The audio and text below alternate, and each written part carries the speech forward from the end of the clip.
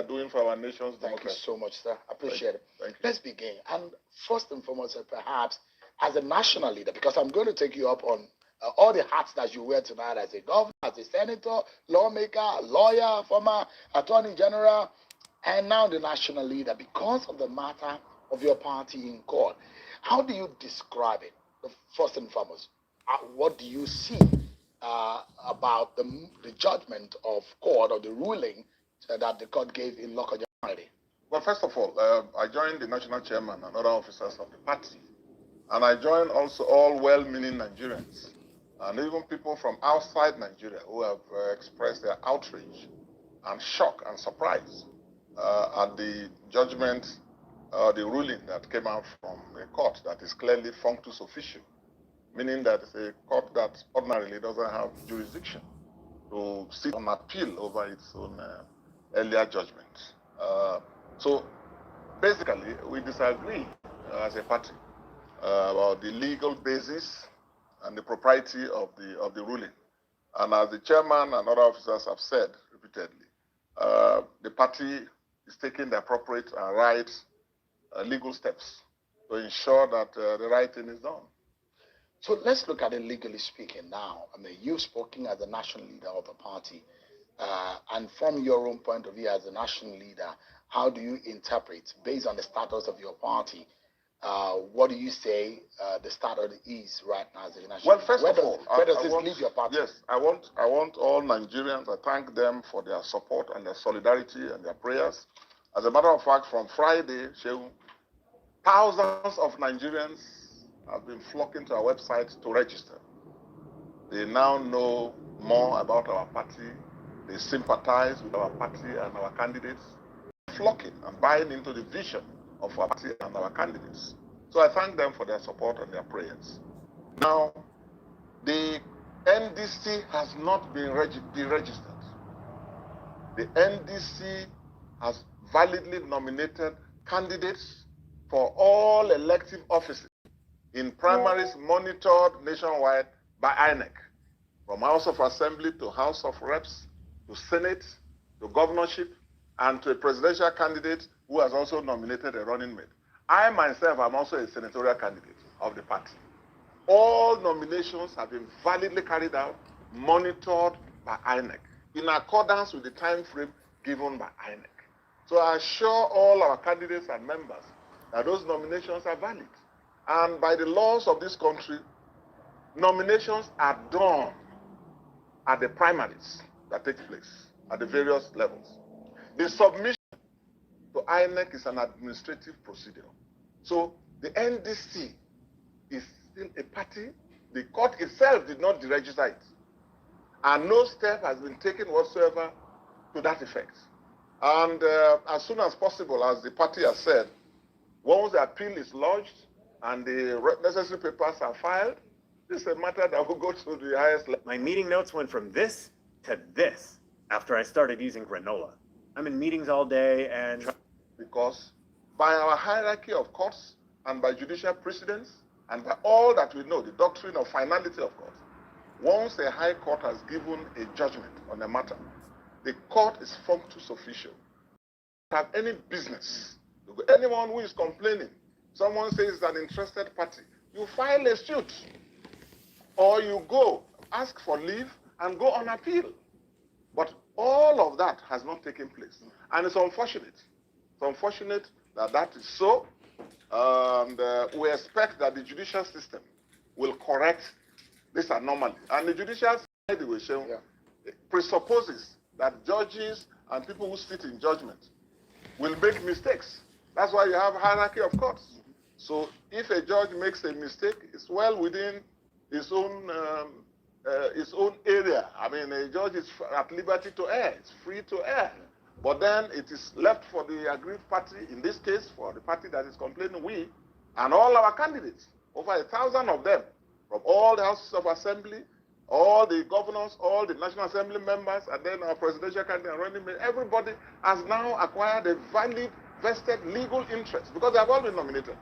So we expect that the appeal process and the applications that will follow, including the ones that will be lodged before that same court, in accordance with procedure and precedents, will correct this matter. So we are on course. And I assure all our candidates and members that Hey, NDC is on Tracy, course. greetings, Their sis. candidatures are Welcome. not threatened.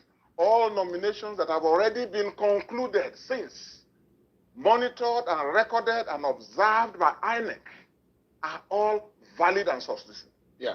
Let's argue the position of the law. And today, it's difficult for me to actually argue because a very senior member of the bar, it's difficult for me to, but let's look at the rest of the bar. Let's look at the issues, the subject matter as debated in court. And the ruling of Friday returned you to the first instance. The reason that took you to Lokoja was the fact that INEC was refusing to register your party. And you went to court to say, INEC, you must register, and you won the matter. And that was the reason when afterward, after December, you came out to say, we got a political party. But the court has now said, that judgment, I know better, I see better. That judgment, I take it back to before I gave you the judgment that allowed you to be registered as a political party. So if you interpret that, it means that you are back to status quo. The status quo meaning that before you went to court to challenge INEC for not registering you. So there are those who interpret it as though there's no NDC because the party took you back to pre-registration. Well, first of all, that interpretation is wrong. Whatever orders that they made in terms of status quo, even while the status quo you're talking about is debatable. Because right now, you have NDC registered as a political party. When the court made that order, the court positively compelled INEC to register us.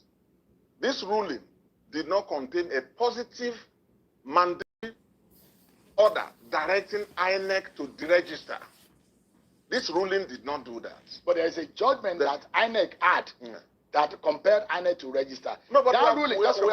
That judgment in the hands of INEC is now a nullity. That judgment means nothing is left. Wait. Courts don't function that way. Courts don't function. Yeah, that's what we're hearing, my sister. To be that's what we're hearing. It was possible for the court to have made that order on the registration if that was what it wanted. But the court did not say so. And in any case, our contention is that that order that was purportedly made was an order that was extra jurisdictional. He had no jurisdiction, no powers to have even entertained the application, no powers to have made even that order on status quo, whichever way you want to interpret it. And that's a decision that the appellate courts will look at, and they will know what to do. And we are confident that even the orders, whichever way you want to interpret it, will be put right in no distant time. Once the applications are lodged, and our lawyers have been doing a terrific job, and the issues are very clear, Shehu. Yeah. I would like you and all Nigerians to know this. Look, the party that went to file an application, a motion, who are they? Nigerians should know that that is not a registered political party at all. It is actually a non-entity. It's not known to the laws of Nigeria. We have natural persons, you and I, Senator Dixon and Okimbaloye, we are natural persons, okay? In this political sphere, for you to participate in political activities, you must be a political party. That applicant is unknown to the laws of this country. It is not a political association. It is also not a registered political party. It is not carrying out political activities. It is not sponsoring political candidates for this election or for any election at all. Nobody even knows the national chairman of that so-called association. Nobody knows the secretary. Tracy. Nobody knows the office. Talk about or roller headquarters. coaster. Nobody knows. Hey, only someone described my sister, take herself break when quoted needed. legal advisor Protect your mental of health. An association. And it's even anomalous. Protect your mental that health as much as you can. Take the break. Come back. This fight, actually, we must fight out to under the the end. laws of this country. We don't have a any crime under the laws of this country. There's because no other by the way laws out. Of this country, only a registered political party can call itself a political party and can undertake or be part of political activities. And it is a criminal offense to do so. So, ab initio, there was no legal, justiciable person, no juristic person before the court. Okay? So the action, every action associated with this matter is frivolous, so you don't and really, it's embarrassing, actually. So you really don't know people who are behind it? No, there's nobody actually behind it. Now, let me tell you. What do you suspect? Wait. Yeah. So there are many suspicions and many motives going on, but I'm not here to trade suspicions. What I'm here to explain, the kind of situation that has been contrived. Contrived in the sense that, what did the affidavit, the so-called affidavit that didn't really disclose any case at all? You look at the affidavit, and the courts of appeal and others will look at it, and you'll hear more about it. Look, they said, even if you take them by what they have read, they said 2015, that association, not a party, association, applied for registration as a political party, and they were denied. Of course, as you all know, we started as 2017, okay? Now, they were denied, so they are not a political party. And if you check 2015 till now, or till December, when we got this order, it's 10 years. So 10 years, that association has been moribund, dormant, non-existent, dissolved itself. It's of no consequence, does not exist. Even if it existed at that time, its members, some may have died as human beings, some may have left, they may have jackpad, they may have, so it is not a body that can pursue any claim against our party. It is not a body capable of having any rights that can be enforced. And in any case, look, what did they say? They said, 2015, when they applied, they applied to use the V sign as their logo. But they were denied. And once that application was denied, that was the end of it. If they had gone to court to get INEC, as we did, to register themselves as a political party, then they would have had a case. But they were denied, and for 10 years, nobody knows who they are. All right? Now, we got our own applied through the courts. And we have their one biggest fear now, by is the Peter laws Obi. of this country, the electoral We'll see how this party and even by goes. INEC guidelines, once a party has a logo registered, they have what they call a register of symbols. So as at the date of that judgment, it is the NDC that has the symbol, this symbol. And Shehu, it is a criminal offense for any other person to purport to lay claim to this. APC says that symbol looks like their own. No. That was why we went to court, and the court overruled them. And funny enough, all these arguments were canvassed, because INEC said 2015, before the judgment, INEC said 2015, an association applied with this sign. And the judge, this same judge, asked them, before the judgment of December last year, were they registered? INEC said no. Are they seeking to be registered now? In other words, in the process that started last year, INEC said no. So Shehu, this association, whatever it is called, has never been in the equation at all for the past 10 years. Let me take you to the constitutional matter that the court brought up. Yeah. And it's a principle enshrined in section 36 of 1 of the Constitution. Yes. The principle of natural justice, fair hearing. Yes. It stands on 2 legs. Yes. All the author and pattern, hear the other side. Yes. Nemo Judaism Kosusua. The other part is meaning that you can't be a judge in your own matter.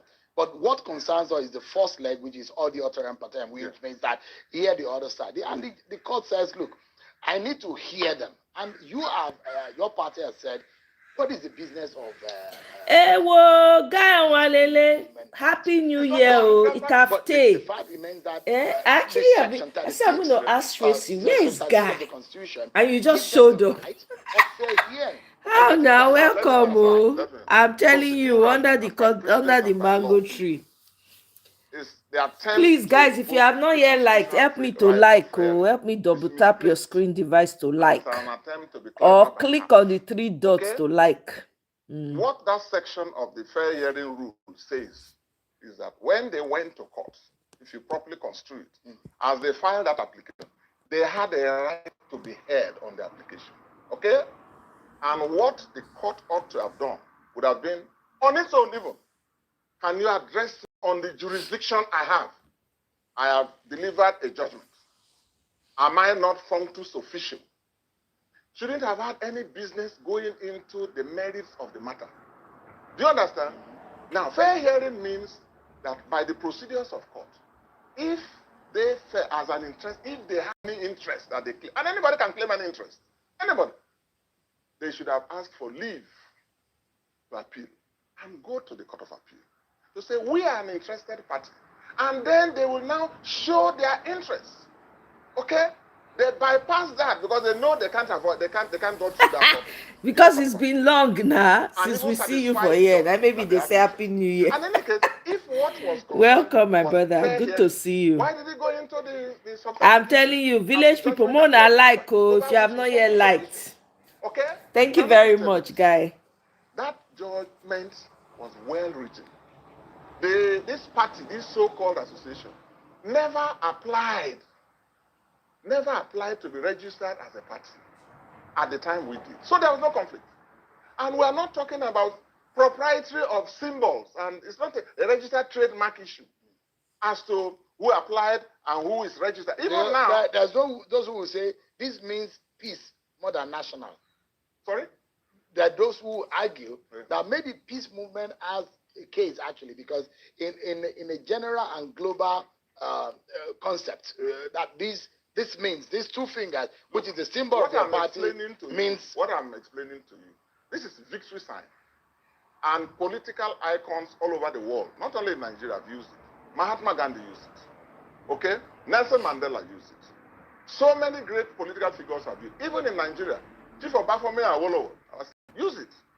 Malam Aminu Kano used it. As a matter of fact, in the NEPU, in the 50s, 40s, and 50s, this was their sign, registered, and it is Nasara, victory, in the north, in Hausa. So nobody can claim ownership of this sign, a peace sign, or whatever you say it is, even if they were functioning. And let me tell you this, Electoral Act, and INEC knows all of this. We have a professor of law and a senior advocate. So that's why I'm calling players for fear of going through elections and competitions. They are destroying the judiciary, putting also in a very bad light. Look, even if you are a registered political party by the electoral law, and you are deregistered and you are not operating for 5 years, another party, another association can take that symbol. Is there in the Electoral Act? So, even if, assuming without conceding that they were a proper political association with officers, even if they applied and they are acting, once from 2015 they have not been operational, they have no right. Let me quickly ask you this. Right. Let me ask you this.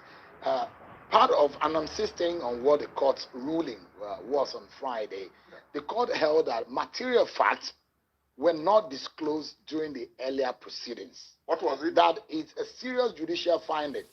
Did the NDC or its legal representatives fail in their duty of... Yeah, Gawelele, that's what they're testing the mic to see how they respond. That's what I think as well. We disagree. How do you think it's going to go, Guy? What do you think? What's your take on it? Of our country at different levels. We have a duty to protect and preserve the integrity of key national institutions, the judiciary being one. And I'm one of those who have always fought to promote and protect judicial officers and the judiciary as an institution.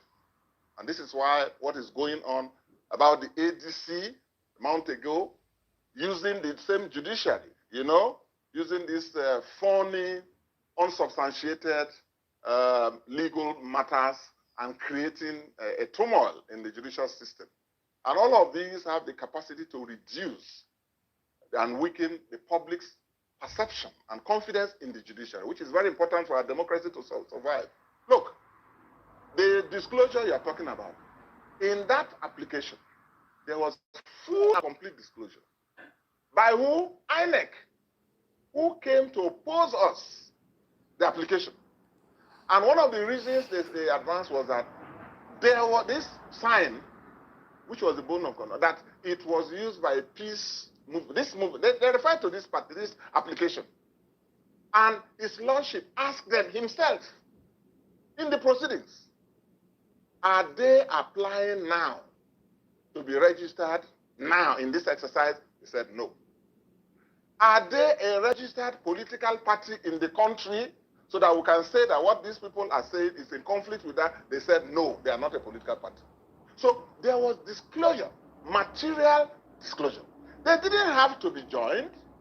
You don't join a party you don't know. Let me ask you. You don't join a party that is not in existence. Let me ask you, sir. Did you register NDC with the CAC? No. Before you went to... No, just a moment. No. I'm getting somewhere. Where? Did you register with CAC before you went to INEC? No. You don't register political parties with CAC. Are you aware? I hope they are able to... I really hope they are able to go tough on this. As a non-jurist element. All right, Nigeria matter, I dey take am with. Considering the fact that no go Part C of Kama, make person not gonna go crazy on top of this matter. I beg.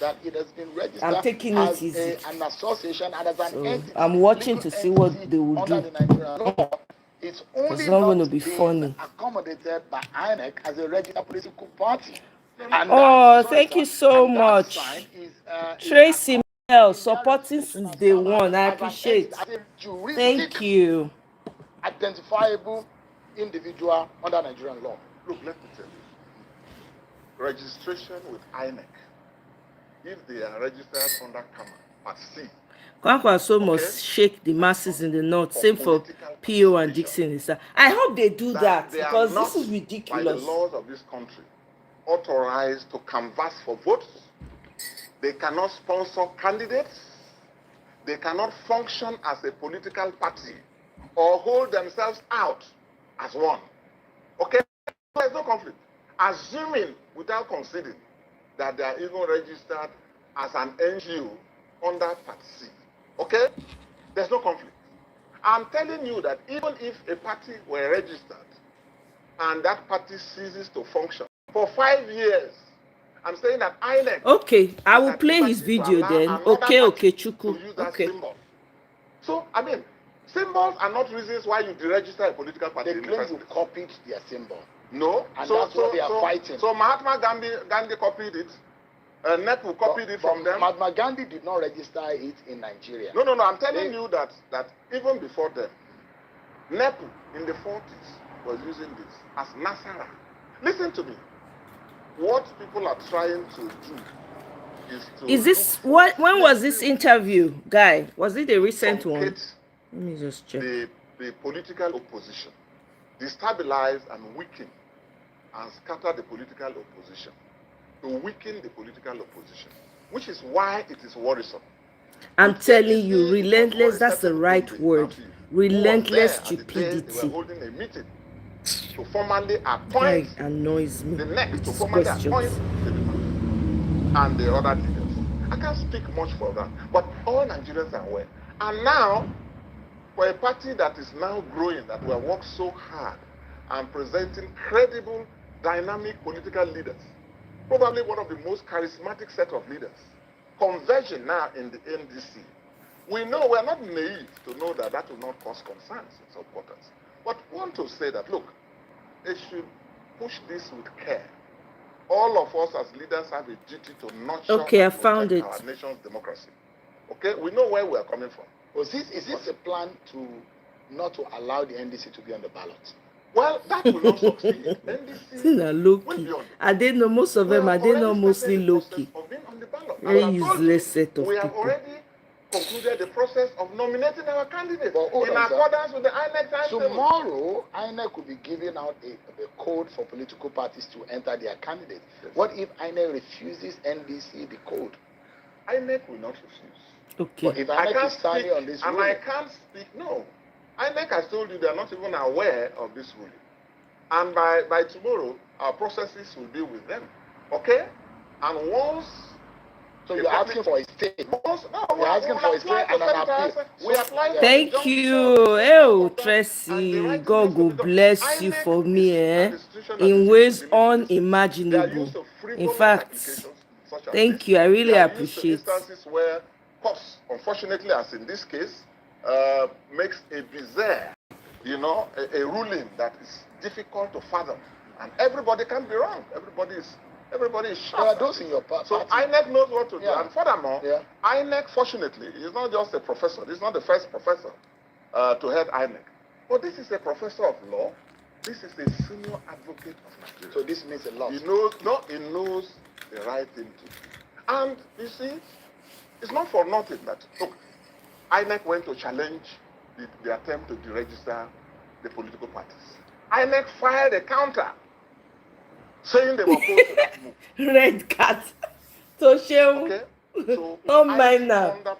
May you come out. He's a full APC guy. Kind of questions he are very irritating questions. And INEC also over the past 27 years. Not be journalism these people do. Built institutional capacity. At they have all. Seen all of this. They have seen kangaroo judgments flying overnight, and they have a system by which this will handle. And so we are confident. Yeah, guy one lele bam. You just nailed it there. That's true. You probably knew that they're soon going to release the code. We're not happy about it, but we have confidence in the Nigerian judiciary. Are you reporting to do what the NJC? No, that's not our focus. And as a person, I've always been a promoter. Hey, whoa, you sent him 2 days ago, my sister. Busy. Hey, I don't know. Yeah, man, I never check. Oh, cool. Make I check. I believe that they are doing a very critical job, and it's our duty, all of us as leaders, to encourage us. My goodness, I'm so and sorry. When they err, and boy, even Kene send me email. We have an opportunity to boy. Get the other appellate courts. Mona not vessel. There are those who okay. That this is ultimately targeted at Peter Obi and Kwan Koso. Make a quick response to all this. To stop them from being in the contest. Do you think this could be a major issue too? Well, first of all, as I told you, the NDC has been very careful and selective in the choice of our candidates. His Excellency Peter Obi and His Excellency. This company made an AI service platform that will make your IT team work so much better. It feels like cheating. It's called. When he came from Kano, Grove Street, and we had interaction before I came in, we have formed a partnership. And we have selected credible candidates. I haven't checked my email in a while. God damn. And it is like that all over Nigeria. 109 senators selected. 360 House of Rep members selected. All House of Assembly candidates selected. All governors selected. Carefully selected. All our governorship candidates have capacity to win elections because the mass of Nigerians are behind us. And we are not naive. And I'm not naive as national leader. So, and my partners, my colleagues, because we are a partnership. Peter Obi and Kwankwaso and I, we are a partnership with all our teaming followers and support and candidates and leaders at all levels. We are not naive to know that this convergence will not cause concerns and worries. Okay? We are not naive. But what we know is that this, even if somebody is a hangman, you should know how to hang properly. Okay, I've seen the video now. It's like over 2 hours, shower. I don't go if play that one. What if the fresh hearing? Tracy. Sorry? What if the fresh hearing that they call? I need to watch it. Okay, I will in my free time. I will just watch it. Thank you. By the way, our court system I appreciate. Okay. Once our processes are entered, bookmark the thing. The judicial system will move and probably even shift ground. Do you understand? I mean, yourself. If you have they're not born the data boys way. Maybe they're not trying. If you have set aside, anyway, they can't. What are you hearing? No, you ask yourself. Not being a judge. See? So which means that there has been no full and comprehensive hearing. But IDEC was in court. We sent our representative. And the one-man association, or do I say one-woman association, because the plaintiff there is a certain name who is pro-team national legal advisor. There's no chairman of that association or president. There's no secretary of that association or president. No trustee. There are no trustees of that association. So it's not the trustees suing. If you say it is registered under Part C, then it's the trustees that should be there. Okay? It's a legal advisor. Is that the person that can sustain this kind of thing? Against a political party that is sponsoring over 1,000 candidates, a political party that has held primaries from ward to national convention, a political party that has held primaries. Okay, thank you. A state assembly, house, senate, governorship, presidential, and yeah, I haven't checked my email in a while. My sister, they leave all these things sometimes. I know they bother. You say so, but I will just shut out completely. It is not substantiated by law. Please manage your mental health. This is the happen for Nigeria. It's not ordinary. I've been a lifelong supporter. Protect your mental health. I beg everybody. Me, I did do my best. So people should be. I don't like people saying statements, making statements about individual judges and justices, because by their conservative rules and their terms, they can't speak for themselves. So we have a APC does. They do want a fight. We can't have a democracy. Guys, please, if you haven't those of you that are watching, please help me like. Without the security thank you. Being fair and impartial to some form. We can't have a democracy without INEC being an unbiased umpire. And that's what we're seeking. And that's the responsibility, all of us as leaders of parties, leaders of governments, and the president, who is the president and commander-in-chief and the leader of the nation, as a duty to ensure that the waters are not polluted. We need to go on a break. But I'm hearing now that some members of your party are contemplating resigning and exiting because they are jittery that this will mean that their political ambition towards 2027 has now come to an end. How do you handle this? Well, first of all, that is what this kind of kangaroo situation is intended to achieve. But you see, I'm here to assure all members, and that's not the report we have. Our candidates are steadfast, and they have already emerged as candidates. Where did Shehu get his own information? Reports getting to us. They will be uploaded. Fucking APC. APC stood. They will be on the ballot. There's no fear. There's no fear. And let me say, this kind of move is intended to be a distraction. It's intended to shake our faith. Don't mind him. For some of us who are used to this kind of thing. In fact, we even expect more. If you have to be in this kitchen for some time, then you must have a way of managing the heat. Okay? So I assure all our candidates and our members that NDC is on the ballot. All our candidates will be on the ballot. And NDC has not been deregistered and won't be deregistered. The laws of this country will speak. Justice will run its course. And they have nothing to worry about. All right, give me a moment. We'll return after this break, everyone. And apart from... Let's gist in the meantime while they're on break.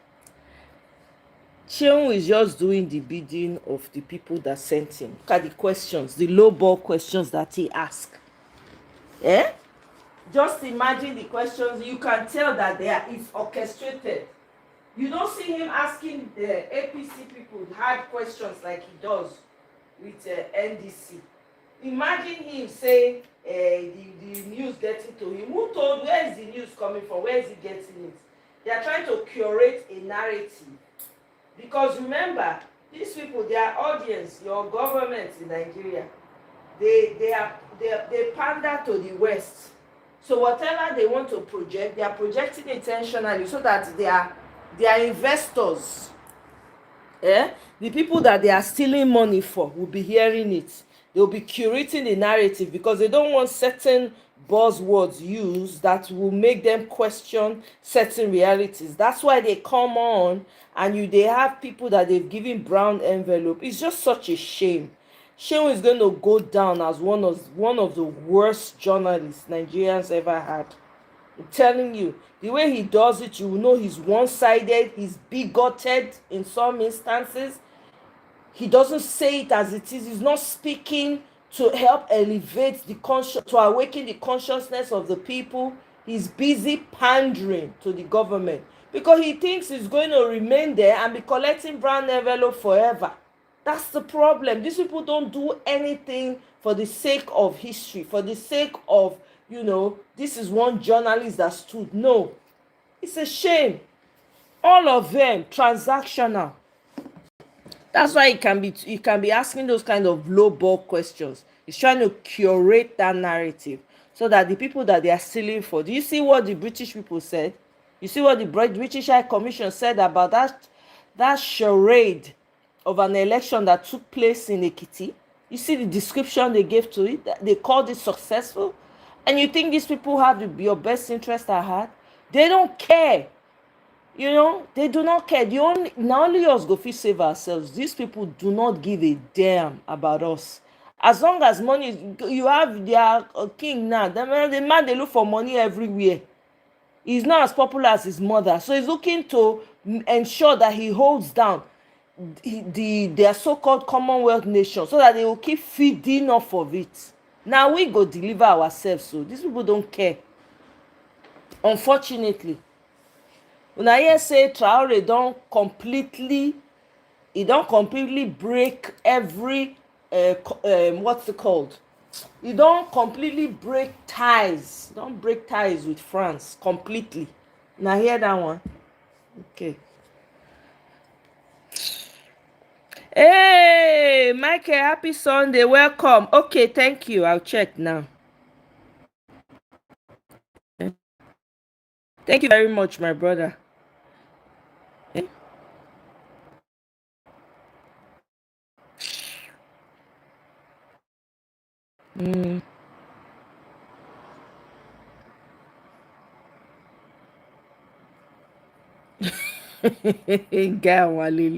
Your imagination is vivid. See the description. Oh my God. Okay, let me see. Oh, I saw clips of this. Oh my God. You watched it, huh? I saved clips of it, actually. 1 or 2 clips of it. Oh, wow. All right. I'll watch it. Thank you. Okay. No. It's crazy.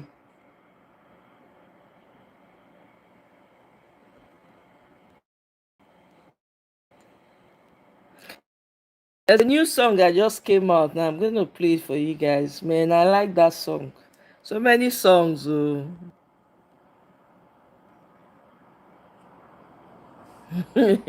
Don't mind my guy. When guy not there, everywhere is quiet. Once he come, everybody, he go just disturb everybody. Then he and Kene, thank God say Kene never enter here. Now he and Kene will come do tag team. I don't know whether Alakija not they keep Kene busy enough. I don't know. Oh my goodness. It's crazy. So we'll watch how this movie plays out. Let's see what's going to happen. Whether Nigerians are going to fold their hands and allow this APC government just do whatever they like, because the man wants to become a king. He wants to be like King Charles. You hear what his wife do? His wife go they say akara and kuli. After school, after your parents don't suffer, the ones say they go farm, don't go farm to make sure you get education. They'll come tell you say no job after the education. No. Meanwhile, they won't use loan to finish your papa. Then after that, when you come out, no job, they want you to go and start kuli and akara business. The sad part of it is that some of these people that their parents actually suffered, sold ogi, akara, kuli and roasted corn to train them in school. Some of them are part of the people supporting this demonic government. They are part of that's the problem. After parents don't suffer, finish, say, okay, make my children go school, make them not come be like, make them not come suffer when they suffer. Some, the same them, when no see work, instead na touts they go turn them into, the same people will come and be supporting this joke of the government. Where you have is surrounded by olodos. Olodos are the one running it. Very dumb MFs all over the place. You have the worst of Nigeria running the things in Nigeria. If Nigerians don't get rid of APC, don't know what to tell you people. The conversation over the state policy is no longer theoretical. It is now at the heart of Nigeria's constitutional reform agenda. Supporters are Abi Michael, I don't start to. I don't dey sell kuli.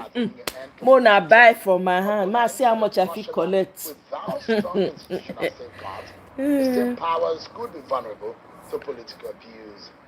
Let's take a look at some of these issues with my guest tonight, who is a sitting senator, a former member of the House of Representatives, a former Attorney General of Bayelsa State, and two-term governor of Bayelsa State. Who else can discuss this without, with this kind of profile? He's equally a lawyer, the national leader of the NDC, Senator Suriake Dixon. Thanks so much, indeed, for your time. Thank you. Before I get into a matter that a lot of Nigerians think, we've had a lot of governors say, I'm just a governor, and I had the title of the chief security officer of my state. I'm really, in practical terms, not a chief security officer. Before I get into it, let me ask this question about the NDC. There are external crises, just as we saw in that legal issue, but there are those also who are grumbling within. I'm hoping that you are able to resolve. Have you been able to resolve? Because what has happened is that the allegations the people are making is that, the people who did not participate in the primaries are being given the form they are going to impose. What do you say to them to calm the fraying nerves tonight? Yes. You know what happened for a new party with charismatic leaders converging to chart a new vision, and that equally attracted vibrant supporters and followers, across the country, and led to a surge of aspirations, which we managed. And that's why, as I've always said, I disagreed on the floor of the Senate, and I cautioned. But this APC majority doesn't listen. They don't listen. They don't believe in hearing all perspectives. We warned against constricting parties. I'm telling you, Olodo, they need that. They do need an award. Consensus, if it is possible, and it's hardly ever possible. Imagine that's the person you sleep with every night. All two of them, dumb. God, I beg you. Delegate system. According to their resources. Now they marry, Sha. God forbid. And you can see what is happening even in the bigger party, the APC, that's in government, with 31 governors, with a president. A lot of more cases, more complaints than even our new party. So we are not saying that things didn't happen down the line. State officials, state caucus leaders, teams that went, so a number of things happened, which we as national leader and with myself, Peter Obi, Kwakwanso, and the working committee, the national chairman, we are trying to manage. We never impose or select any candidate. Are you investigating the case? Oh, yes. Those who came to party we are looking at all of that. And all I can say is that the process may not have been perfect, couldn't have been perfect in view of the time frame. We asked for their understanding. I'm aware that the reconciliation committee has been set up, and in no distant time. That's why these are all distractions. The court and no court, which will go where we'll deal with it. But we will engage our members and involve them, assure them that they are still, irrespective of what has happened, they will still continue to be valued members and stakeholders of our party, and will play different roles. Okay? And the process of reconciliation has started. Thank you. So you're not worried if anybody who is not a member of the party finds their name on your candidate? No, there's no member. There's none who is not a member of our party who will be our candidate. No, I can assure you.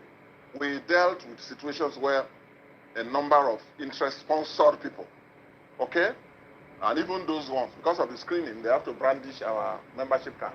But we knew who was playing the drums, and some of them were identified as. Senator Dixon, let me ask you. And you've been in this game long enough to understand, not only to look at the crystal ball, because right now, the reality is set before us. We've seen this game before. President Tinubu has been on the ballot. Yeah. He's probably going to be on the ballot in 2027. Do you see a chance for NDC winning this race? No, let me tell you, look. Of course, as leader of NDC and as a Nigerian, who knows the feelings and the yearnings of Nigerians, who also knows that their aspirations have not been met. We believe that the APC government, the APC as a party, not just presidency, APC will be defeated massively. All right? But it's not for one person to decide. It's a decision for Nigerians. And that's why you must open up the political space and not convert it by contrived legal shenanigans, using the judiciary to authenticate and legitimize, you know, what is morally reprehensible. Okay? That reminds you, I don't know how young we were, in the days of Association for Better Nigeria and Abimbola Davis, and certain Justice Ikpeme, and so on and so forth. Please, please, please, my plea to the leadership of Nigeria's judiciary, okay, which is the pride of our nation and the one that holds the balance while we politicians can do the political struggles, okay, and INEC, is to please don't allow desperate politicians with not enough scruples to understand that in this game, you don't need to win all, okay? Sometimes you win, sometimes you lose. Sometimes you lose, you win more. Yeah. So that is the attitude that it should be. But the question here is that there are those who say, NDC, you may not have a pathway to victory. Why not align with the likes of Atiku Abubakar? Look. Do you have a pathway to victory? We can you fuck defeat you. No party, no opposition. We are the leading opposition party now, even though we are just 5 months. Okay? Now you know go get pathway to any victory. My style, if you notice, is not for anything what you do. Kind of dumbass question is that? Very dumb comment. Who are you? Profound core principles and values upon which my politics rests. Okay? Campaigns are not started. But as national leader of NDC and as a Nigerian, I have a bird's eye view of what has happened. Did you see what happened during our primaries? As flawed, as imperfect as they were, like the other parties, so the massive turnout across the country. Okay? When campaigns begin, every Nigerian will see clearly. But will you align forces with the likes of Atiku? Listen to me. As an opposition leader, we will be open. Our party, the NDC, will be open to conversations and form a coalition within that space. But it's not for me or anyone to preempt. Okay? And we hope that whatever discussions will lead to the NDC candidates being backed, because we know the value of the candidates we are putting forward. Okay?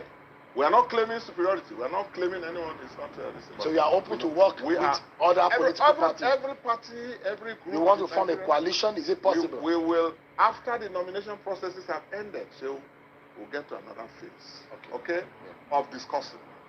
Whether it will agree, I don't know, or we'll try.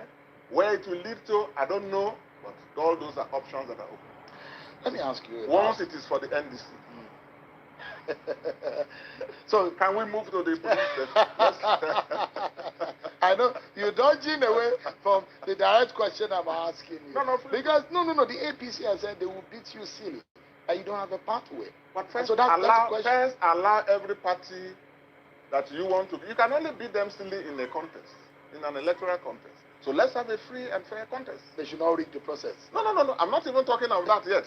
No, they don't constrict you out before the contest starts. Don't constrict the space. Let the ADC be on the ballot. Let the NDC be on the ballot. Let the APM be on the ballot. Let the Labour Party, the PDP. Well, for PDP, my precious PDP, I don't know much, but whatever it is, let's protect the opposition space. Right.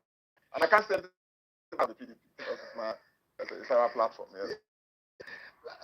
And you go back to it anyways. No. This is NDC. NDC for life. For life. Tell me about state police debate on the floor. We can openly drive through.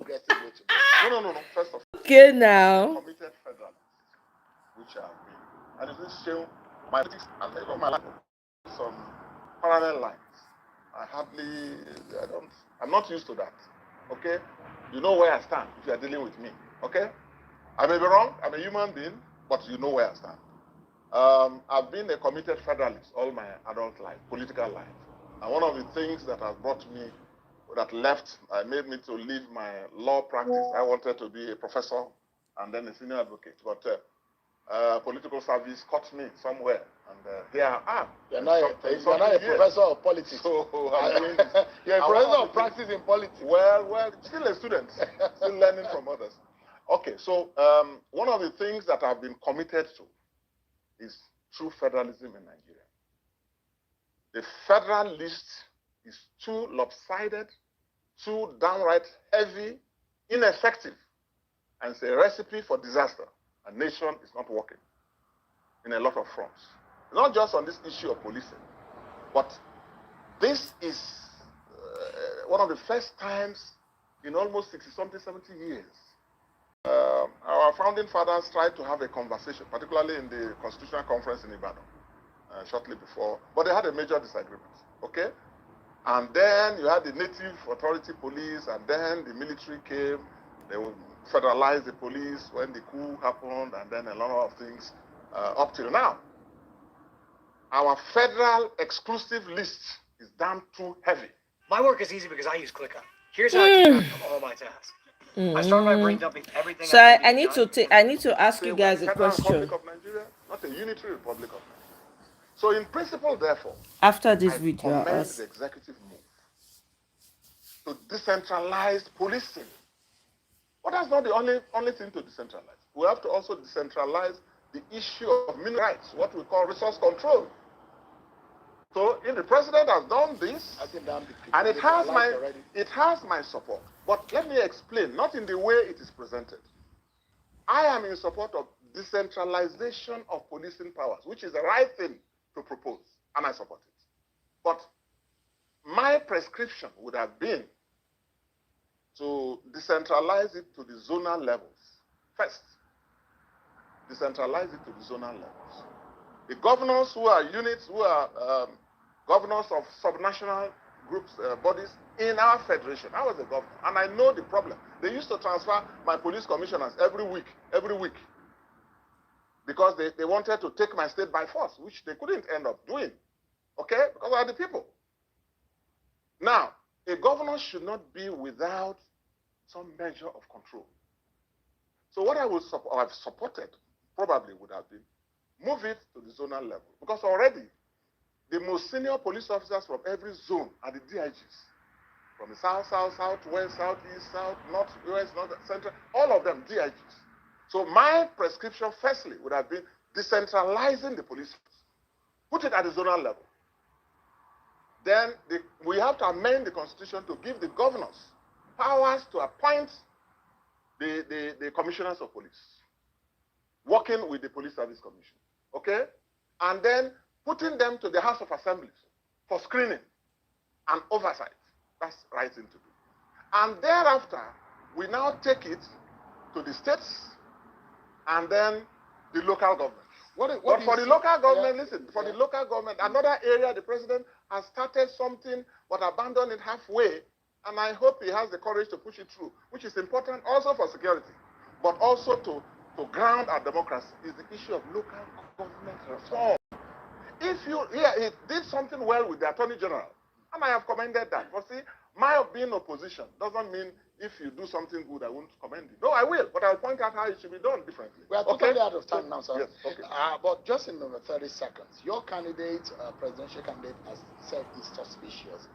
The timing that you cannot amend the state policing and give powers to governors when there's an election, just in 30 seconds. Do you agree with that stand? Our presidential candidate, Peter Obi, is right, and that's also my view. We can start the process. The president has started a good thing by introducing this reform, okay? He has had the courage to do it, even though I disagree the speed with which it is going. Slow it down a little bit, okay? Because every national attention and resources now should be focused on fighting terrorism and insecurity and creating the environment to enable us to have an election. The business of implementing this should be left for the next government. We're totally out of time. But it's a great move. It's a great move. Thank you so much. Senator Seriake Dixon, a former governor of Bayelsa State. Okay, so I want to ask you guys. Do you guys want me to play the video where the APC people were going and the opposition? I want to call them opposition because I don't know who they are supporting. Opposition were going at it with each other, or do you guys want to listen to Professor Okay's video? Which one do you want me to do? I will wait. He is overwhelmed by the sudden major growth interest of still thinking small instead of big. Yeah.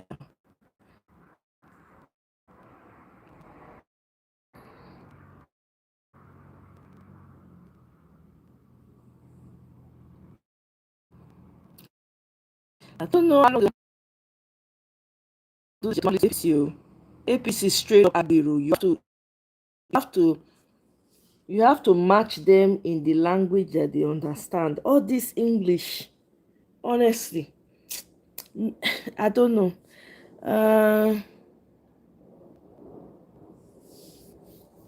Did Remi try her own Akara Kulikuli business empire in Lagos?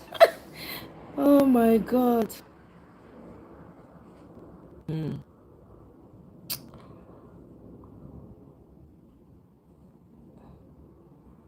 Which one now want make I play? Oh, okay. Okay. The APC Olodo guy. Which one? Which one is the APC Olodo? Okay. All right. So let me hold on 1 second, guys. I'm gonna go off a little bit while I pull that up for you guys. I have to pull up Tracy's email and then play the video.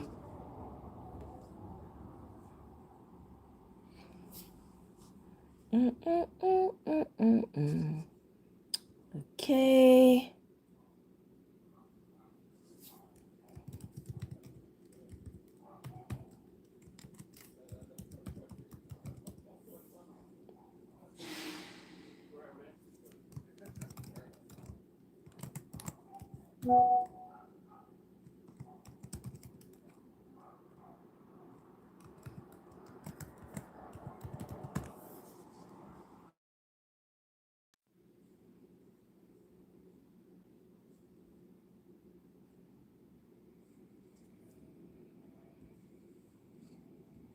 I want to play a song for you guys to listen to first before we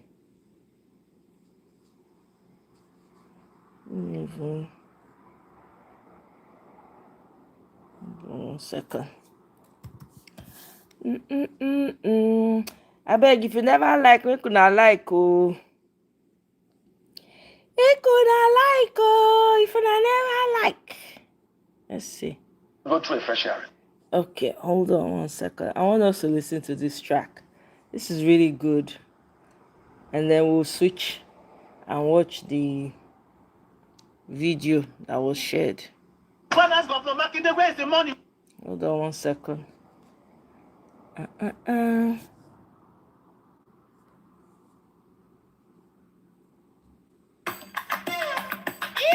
Wickedness now water, very king carrier.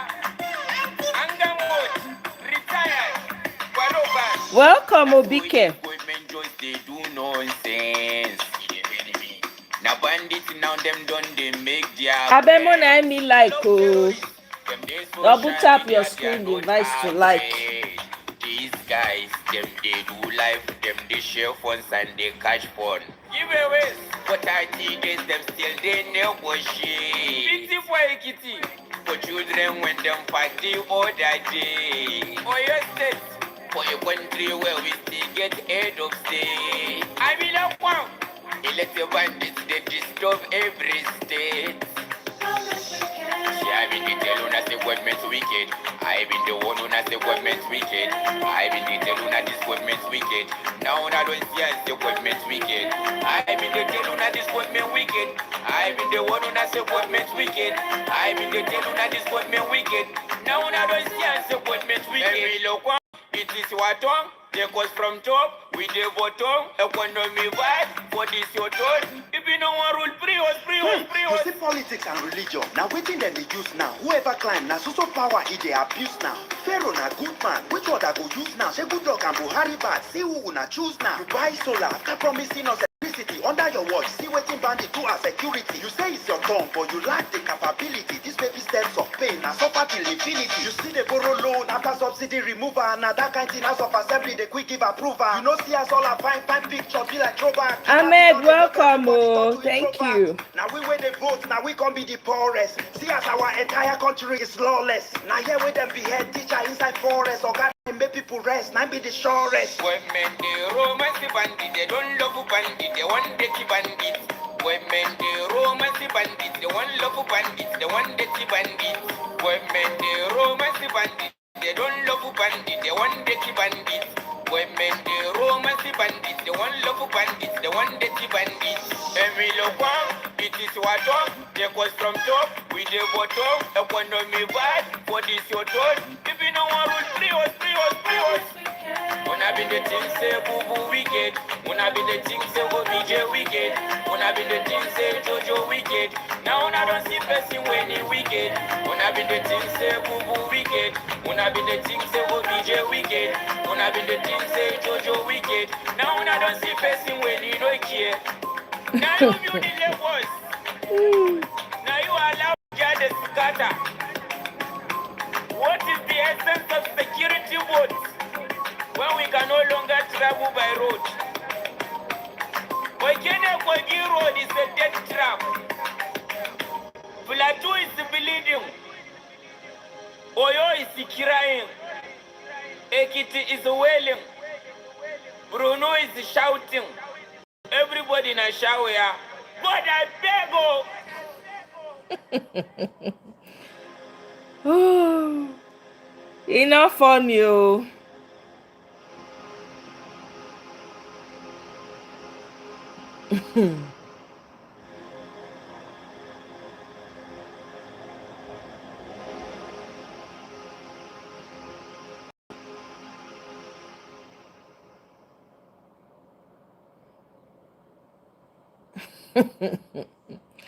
Okay, let's watch these people. Where's the security vote? I don't ask Tinubu. Anybody I'm gonna I have speed this seen up a using little. this symbol of Tinubu, broken I shaft. believe no, it's not a broken shaft. It's not to us, I it's a believe broken they are shaft. autistic. No, I believe they are. This is a sign of autistic people.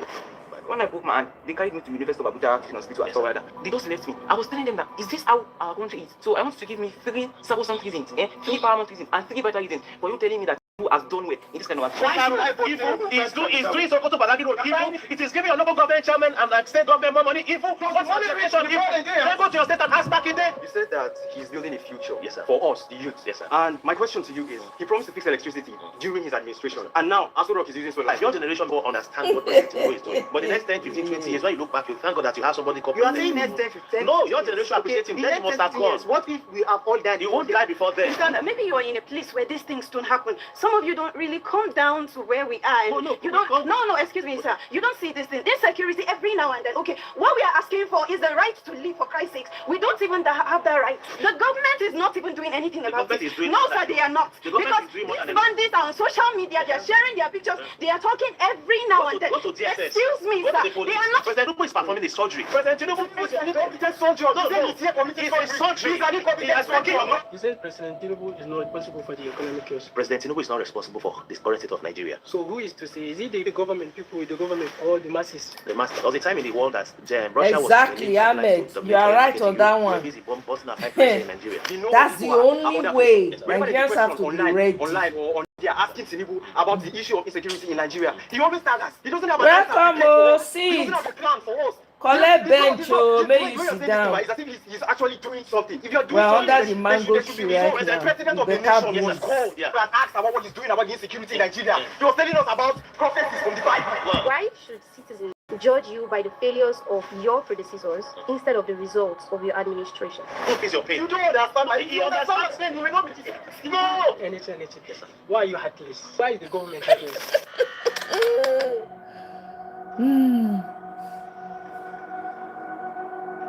I don't buy you. I don't supply. I be supplier of kuli, agbado, and what's the other one again? Akara. Buy, tell me, I go mail am to you wherever you dey for the world. I go mail am to you. Oh, Nigeria, you guys have the most horrible leaders ever. Wickedness in high places, I'm telling you. All right, ladies and gentlemen, my name is K. Cattle Podcast, and today we want to give you something more exciting, something. I beg, let's go jump right straight into it. We'll be spiced up with this beauty of His Excellency Asiwaju Bola Ahmed Tinubu since 2011. A man with great democratic credentials in a great nation of Nigeria. No living Nigeria has his level of democratic credentials. So it's nice having you around here this morning. And I don't exactly, Tracy. Things in your mind, things you really want the president to hear, things biting you on the street as Nigerians. You're not just here speaking for yourselves, you are speaking on behalf of thousands and millions of Nigerians on the street. So thank you very much. My first topic here today, President Tinubu is not responsible for the current economic woes Nigerians find themselves in. And so anyone who wants to comment on this topic can graciously raise up your hands. Let me see in person. President Tinubu is not responsible for the current economic status we find ourselves as a nation. Okay, my brother, I have 3 hands. Let me take you first. You can come out. Can we please clap for him as he starts go?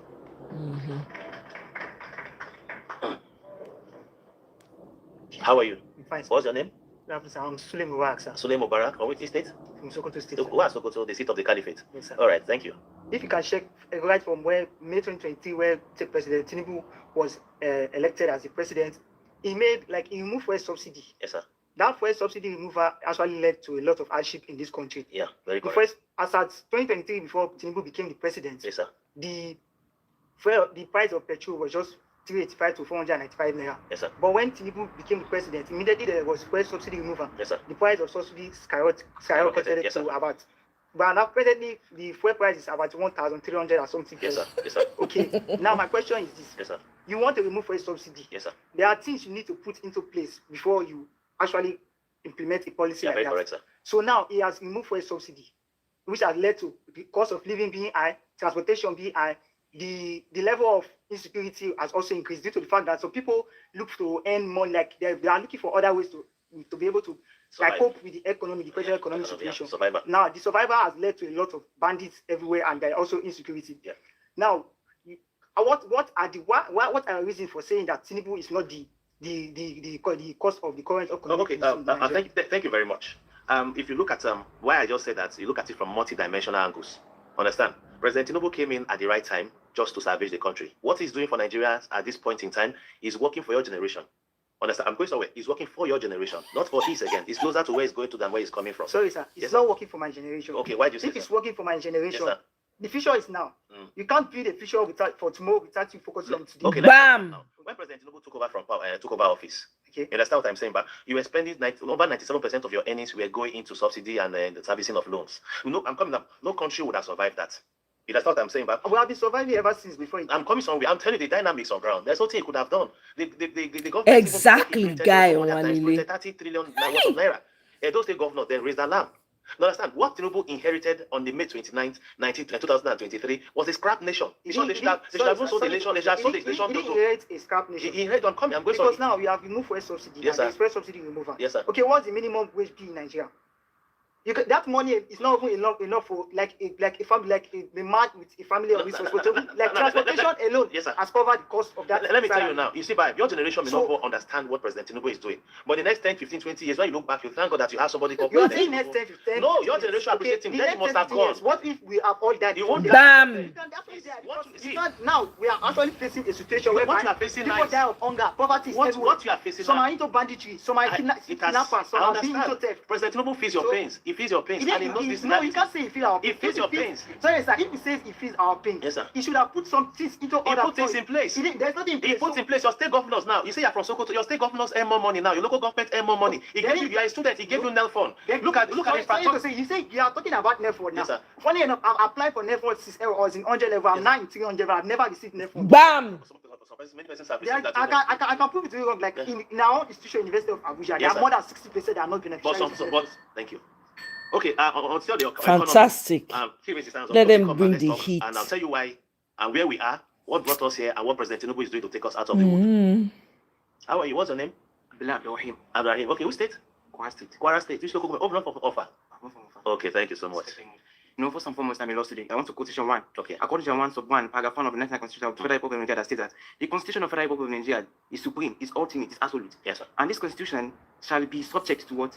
To every individual, the government, and the governed of a given state. Yes, sir. So I'm going to be quoting some certain section of the Constitution for you, so that you can back it up with what? So that you are going to give me 3 sacrosanct reasons for what? For these insecurities, for this economic hardship, and for this unemployment. Okay, sir. Now looking at section 14, sub 1, paragraph 2 of the 19th Constitution, which guarantee the welfare and you guarantee the welfare and security of everything. Yes, sir. That is the main purpose of government. Is what is life and property. Thank you. Welfare. When I broke my hand, they carried me to University of Abuja teaching hospital and stuff like that. So when they carried me there, I was highly ostentatious because everywhere was somehow. I was not vehement because when I broke my hand, she has able to tie the hand. Oh my God! I was telling them that is this how our country is? What is the first time I'm going to the hospital because of my hand? The blessing a nylon bag they take tie the hand. That means that I'm facing some and you are telling me that Tinubu has been doing well. Okay. Let me finish. I'm not saying that you are a replica of Tinubu, and this is a game. Yes, sir. Is that I win or you win? No, Nigeria will win. Nigeria will win, but you are supporting Tinubu. I'm supporting Tinubu. But and vehemently, you're also saying that Tinubu must enter 2020, this one coming up general election. It is right to say. Is that right? But there's certain things we must diversify. Another thing that I want you to give me diversification, diversification, and subposition between many things. Yes, sir. First and foremost, that aspect of another thing is that the right to life, which is guaranteed by 1, paragraph 2 of the National Constitution. It's right. So definitely, take a look of this case happening in your state. This teachers and students that they kidnapped. Take a look at that situation. Yes, sir.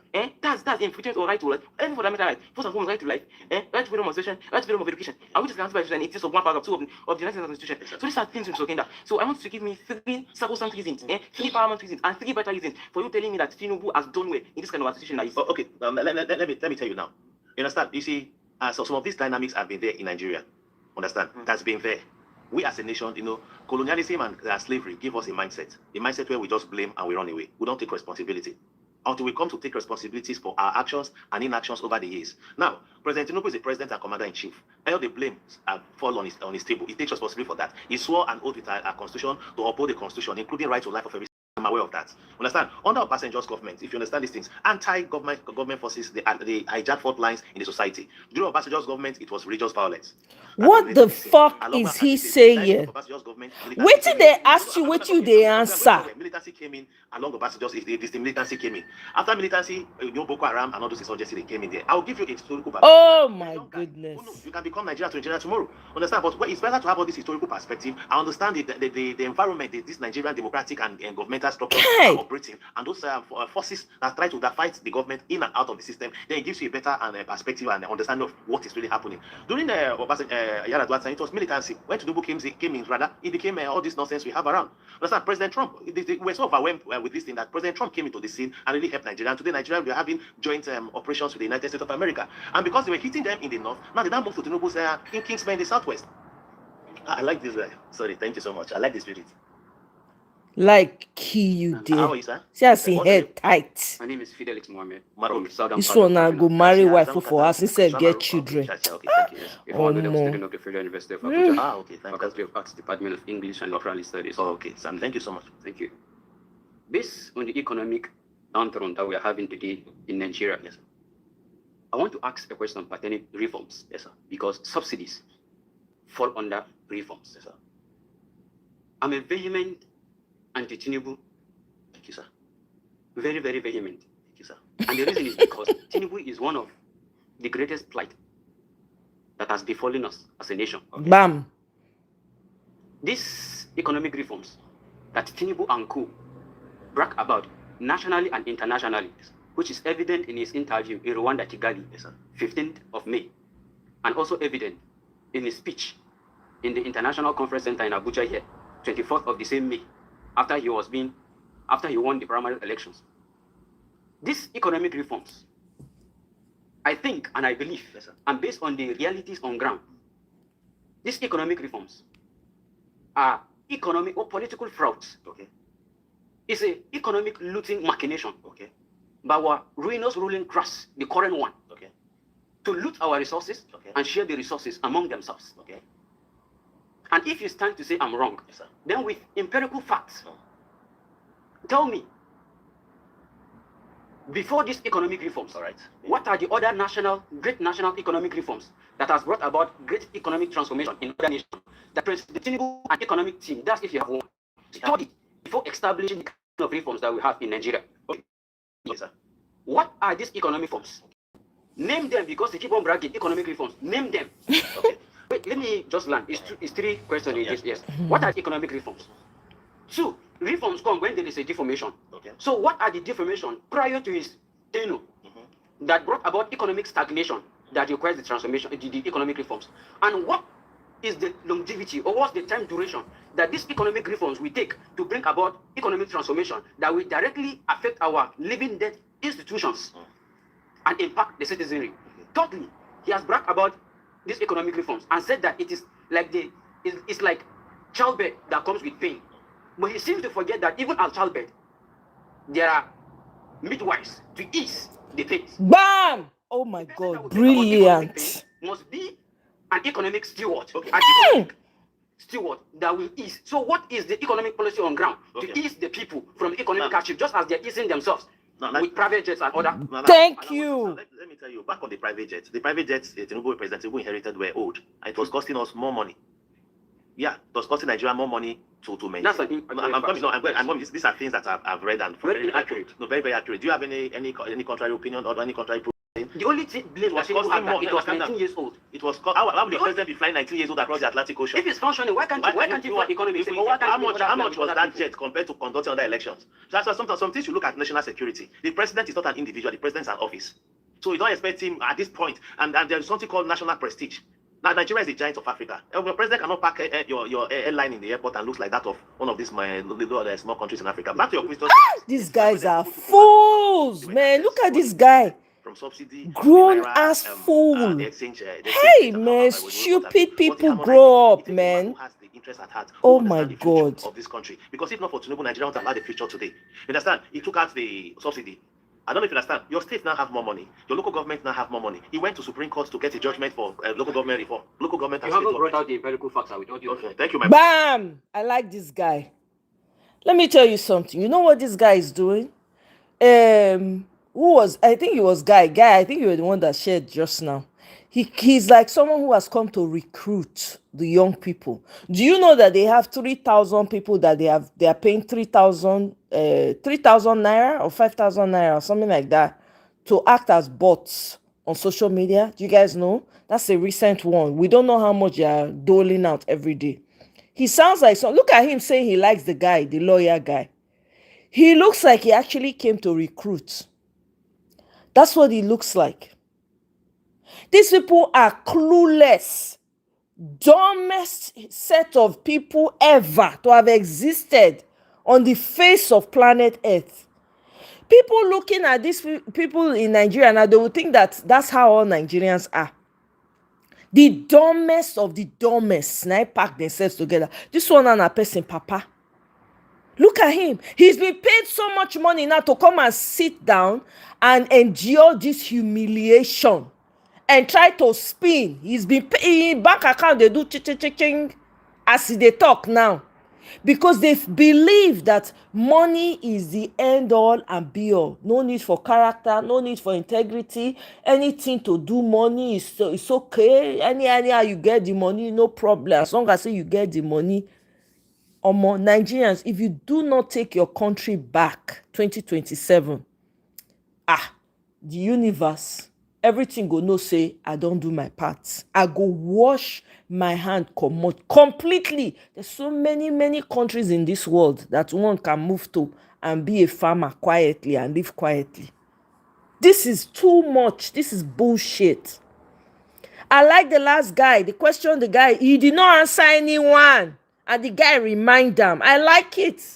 I hope that the guy, when they say like, make it not even entertainer, make it just distance himself. Because anybody want to follow Agbado, they'll just come on your brain. You not go get brain again. Look at this man, a grown-ass man coming to make an entire fool of his generation and his children, if he's lucky enough to have them.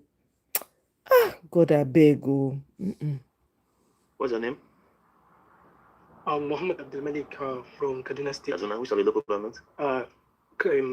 Jama local government. Jama, okay. Why are you asking? Why do you want to know? So, you said President Tinubu is not responsible for the economic chaos. Yeah. So, who is to say? Is it the people is it the government, people with the government, or the masses? The mass. Okay, thank you very much. I like your question. Very honest and very simple. President Tinubu is not responsible for the current state of Nigeria. There was a time in the world that Russia was laying pipelines to dominate oil market in Europe. We're busy busting our pipelines here in Nigeria. Understand? The United Arab Emirates were using their oil money to build Dubai. We're burning Kaduna, burning Jos, burning Bauchi, burning everywhere here. I'm going somewhere, please. And just give me a minute, please. Understand what I'm saying now. Where we are today, what the country is before President Tinubu took over is a function of our actions and inactions in the last 40 years. I cannot blame me for most of these actions. In 1986, Emirates Airline just had 2 aeroplanes. Nigeria Airways had 26. Nigeria Airways is dead. Your generation may not be aware. Before now, we had railway, train crossing. I was in Kaduna recently in Kafanchan. From Kafanchan, stretched to Tukpo, stretched to Apanga. They've eaten the rail track. A generation that ate a railway, they destroyed the railway, ate the track. Now he's blaming Tinubu. I'm going somewhere now to tell you how bad the situation was. Gawalele, I see your point. Apart from that, we are talking about the economy was going at least smoother then, better than now. Yeah. Why? Because the masses... It's going on better now than it was then. No, it's going better then, better than now. The masses... It's going on better now than how it was then. No, because the masses, were really enjoying then before now. Okay, let me explain. The masses now. Let me explain. Anybody they'll tell you, why did I insult so president? Why are they happy with the previous? It has been like that. From 1960 to today, all Nigerians are happy with their former leaders. They don't celebrate them when they are in power. No, it has been like that. President Tinubu told us that he's good. He has agendas like economic agendas, infrastructure agendas. Among those agendas he listed, today is our 3 years, more than 3 years. We celebrated his 3 years last month, I think. We haven't seen, he hasn't accomplished any of them. Let me give you. I was in Zaria, your state recently. I was in Zaria. I drove from Kaduna. From Kaduna to Zaria is perfectly nylon tied. Tinubu did it. As I speak to you, I'm coming now. You know why he's asking which local government, so he can respond directly to the person? Is a trick. Gawalele, your head did here. Wow, that is very, very true. So he can channel his response to point out, God, this APC government now evil impersonated. If una not destroy, decapitate, like uproot, dig inside the sand, any root when remain, kill am, like burn am down. Nigeria is gone forever. This will not be say, it's literally gone. Forget your homes, forget your villages. You will not own them anymore. All those British people, when they not get where to go, all your King Charles and them, they will come build. Hey! They'll come take over on our villages. You never know it they happen. Let's continue. I bet more than me like not be me the cause of problem for Nigeria. I have 24 votes, only very few likes. I bet help me get to 10 before we continue the video. Help me get to 10, at least 10. If I make it 15, kilo day every time. I beg make I take break. As soon as they like, I go take break. Quiet break.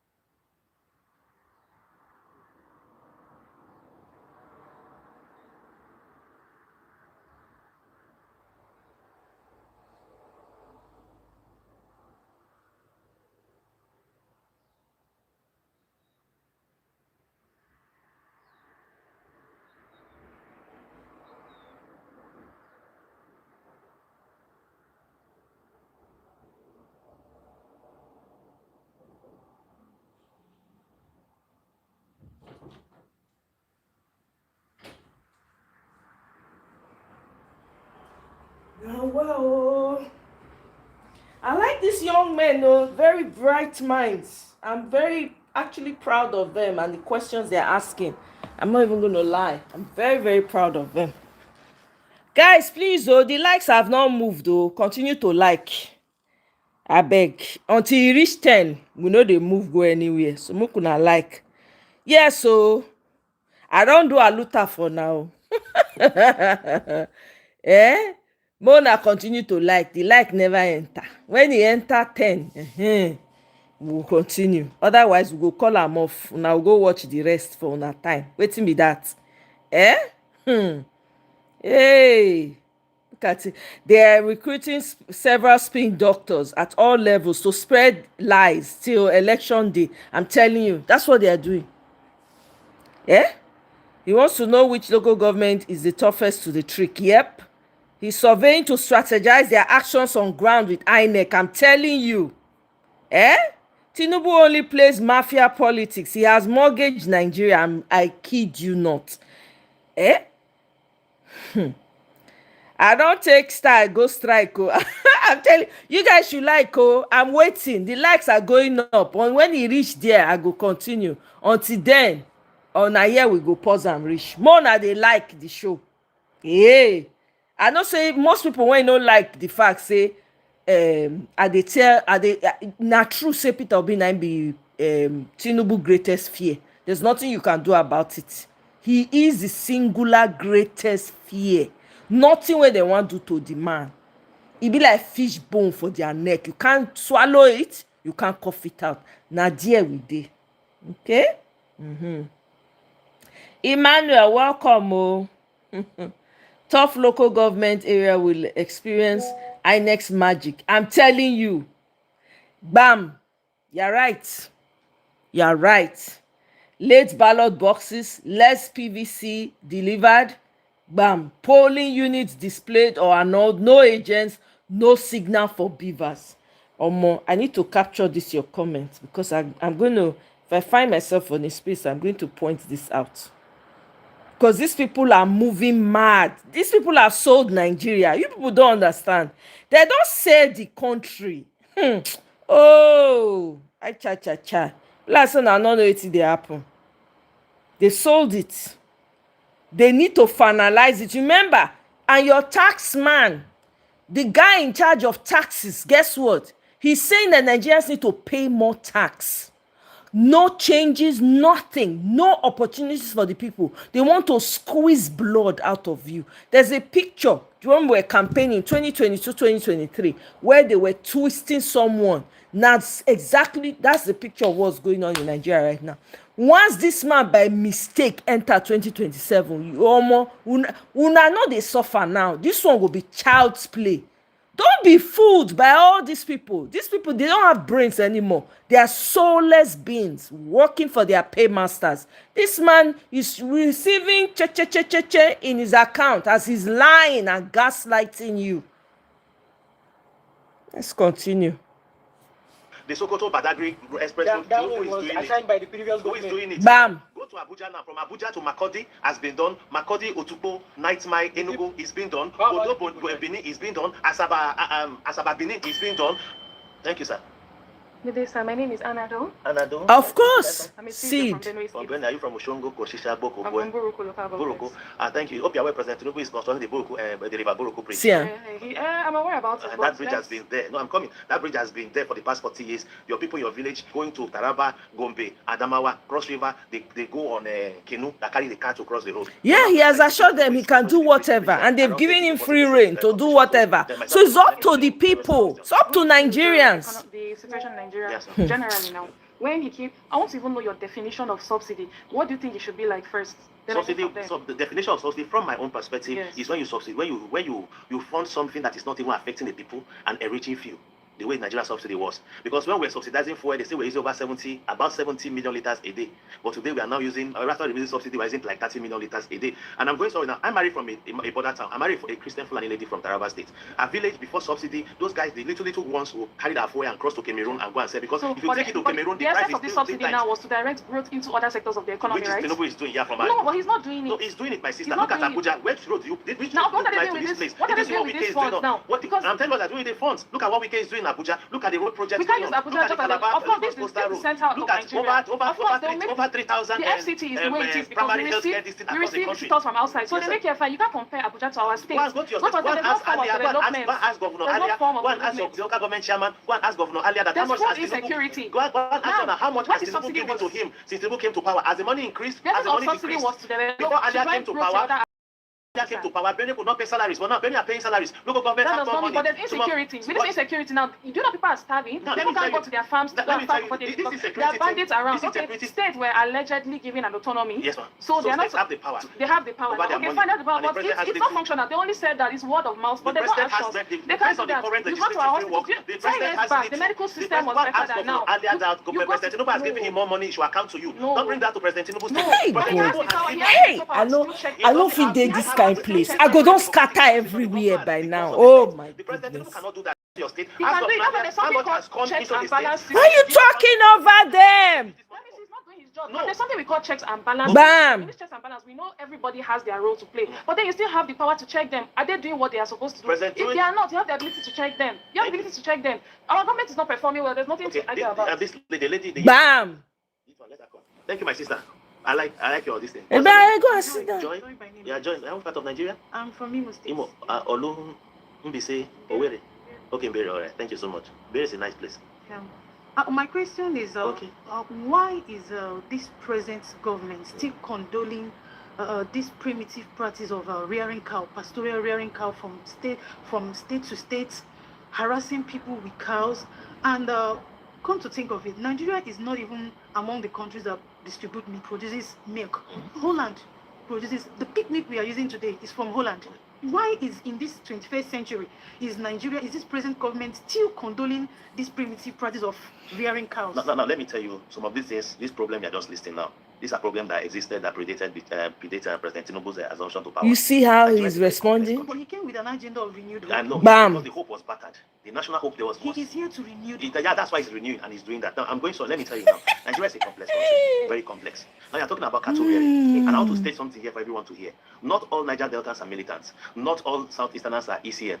Not all Northerners are bandits or terrorists. We should define it by what they are. My wife is a Fulani from Taraba. She's a Christian. Just a Fulani. We look at her and you think, oh, she's a Fulani person. This problem has been there. This farmer headers clashes has been there. So to correct this now, for the first time, President Tinubu created the Ministry of how do you call it? A ministry in charge of this cattle and farmers problem. It's something that is gradual. It's not something you just do you want to do overnight. Some of these Nigerians, they are Fulanis, who are also Nigerians. They have lived in those places for more than 10 years. And Nigerian law says that if you live in any particular place more than 10 years, you are free to say you are individual of that place. So the matter is very complex. It's a clash between the farmers and herders. It's something very complex. Is it not obvious that this Fulani is not tolerant? Terrorism?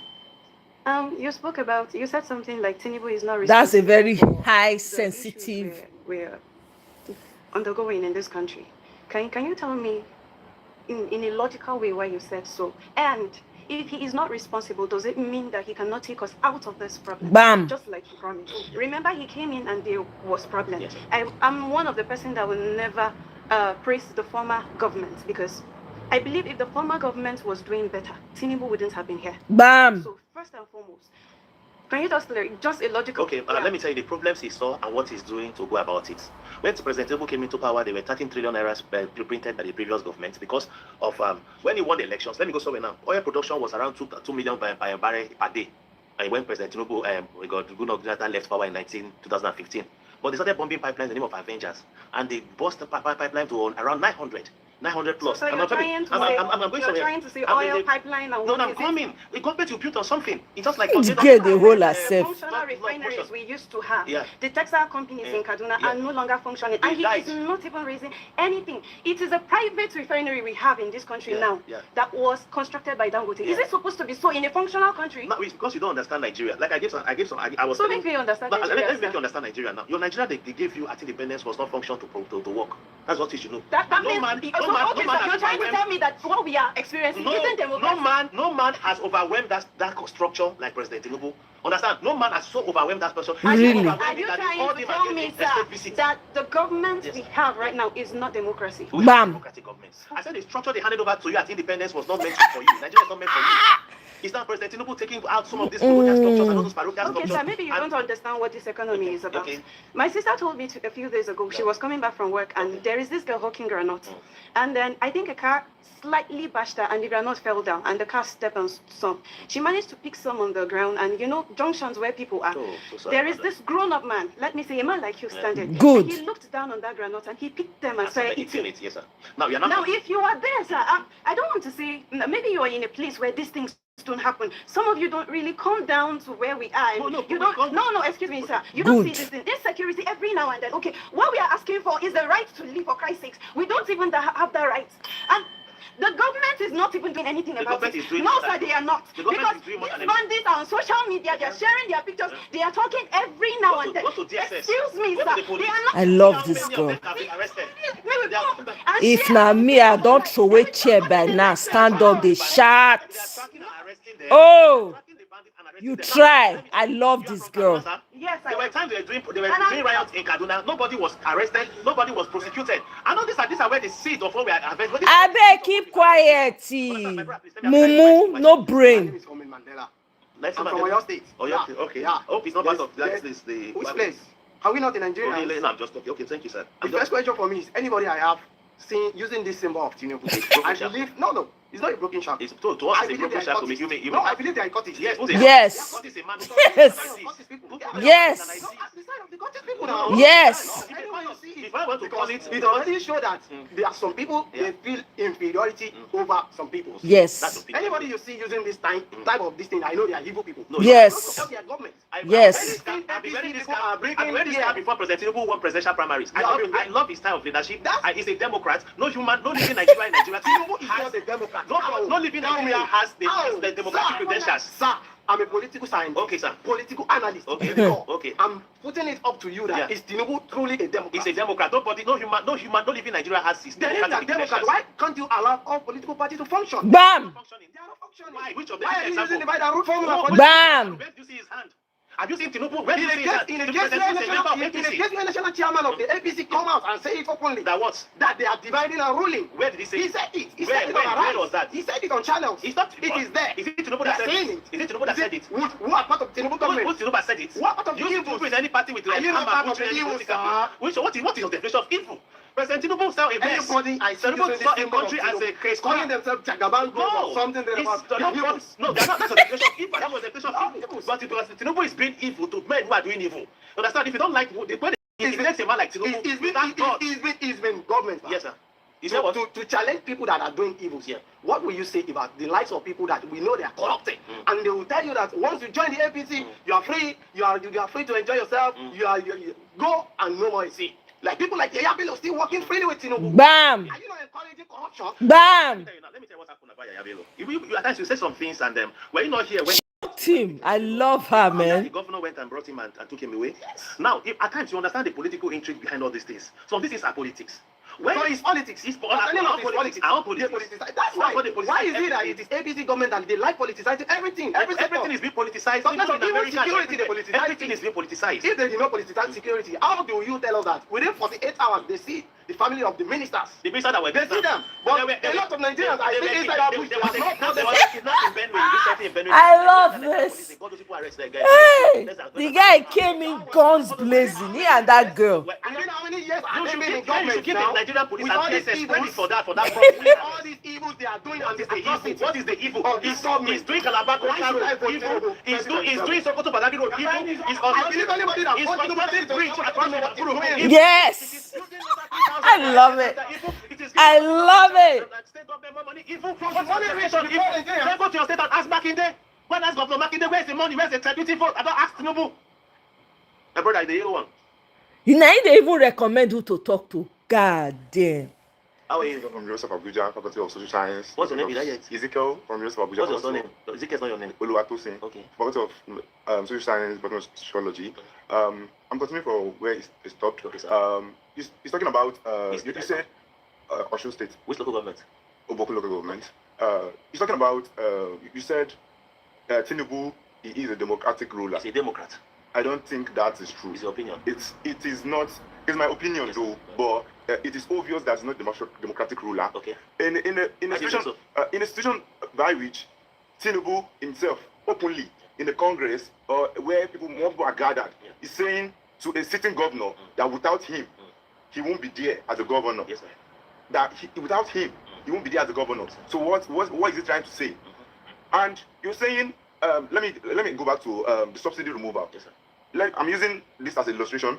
In the process that you're taking something from a child, like a term from a child, I guess you're supposed to replace it with something. You're removing subsidy. Okay, let's say it is for a development development agenda or something. Yes, sir. You're supposed to replace it with something. Then you're removing the subsidy. Then you are leaving us with nothing. You said you want us to be using solar panels and electric cars, by which we give some other countries electricity. Yes, sir. Yeah. We give Ghana electricity, yes, then we don't have 24 hours electricity. Yes, sir. And in its manifesto before he became the sitting president, he told us that before end of his 4th-year tenure, yes, sir, Nigeria will have a steady 24 hours light, and that is not realistic. It's not happening. Yes, sir. And you are telling me that Tinubu is doing well. Yes, are you paid for that, sir? No, I'm not paid for that. Okay, and I've never even had any direct contact. You don't have any direct contact with that. Are you Nigerian, sir? I'm a strong Nigerian. Are you based in Nigeria? I'm based in Nigeria, sir. Okay, with all this thing going on, and you still keep on supporting Tinubu, yes, sir, what are your reasons? I'm telling you the reasons. Now, let me tell you some of the reasons now. President Tinubu has come as a butcher. Yeah. Butcher those ideas and those system colonial structures put in place. That has milked your country for 40 years. Okay. You know system, they swallow your Nigeria Airways. Yeah. He's butchering it and he brought back the colonial era anthem. Travel from Lagos. Now, let me tell you. He's butchering it and he's visiting the UK and the UK is supporting him. He has sold the country to the UK, the US, and France. When you cross to Benin, it's half the money. I'm going somewhere now. I'm going to foreign airlines. You're not going anywhere. Benudake, gaslighter in chief. And gave a private Nigerian. He's supposed to make amendments. And other airlines to fly on this. He takes courage to look at the eyes of those colonial structures and he's supposed to make amendments on that. Okay. If he's doing that, okay, let's say the money it derived from the subsidy removal. Yes, sir. What is he using it for? The money the poverty rate in which we had before during good luck. It was 50%. I said it was 15% poverty rate. Compared to now, we are 65% poverty rate. Yes, there's a subsidizing the poverty. Subsidizing the poverty, yes. But people are not dying of hunger. 1.5 billion naira. Bam. There's $1.5 billion every month. How much is dollar rate? How much is dollar rate then? This is the rate. What is that? That's a rate. Then we're using $1.5 billion every month to subsidize the naira. But the citizens are living well. We are living well. But now they are safe because the country is bankrupt. They are safe. It was bankrupt. They are not scared of traveling by road. Bankrupt. The previous 30 billion naira. You guys are traveling by air. Why? No, I travel by road. I was in Osogbo by recently in March. And I wasn't scared. I saw what Tinubu is doing. I saw what Governor Yedatiwa was doing in the road. Is effective. All the street lights were solar. And we had lights. We're giving Ghana lights. Ghana has 24 hours light. We can't have solar cost effective. Thank you very much. And I think we should give Governor Minister Wike the credit for putting those solar in place. Those places used to be very dark. I'm Robert. Who could pass this airport road here before? There were 20 people there before Tinubu came.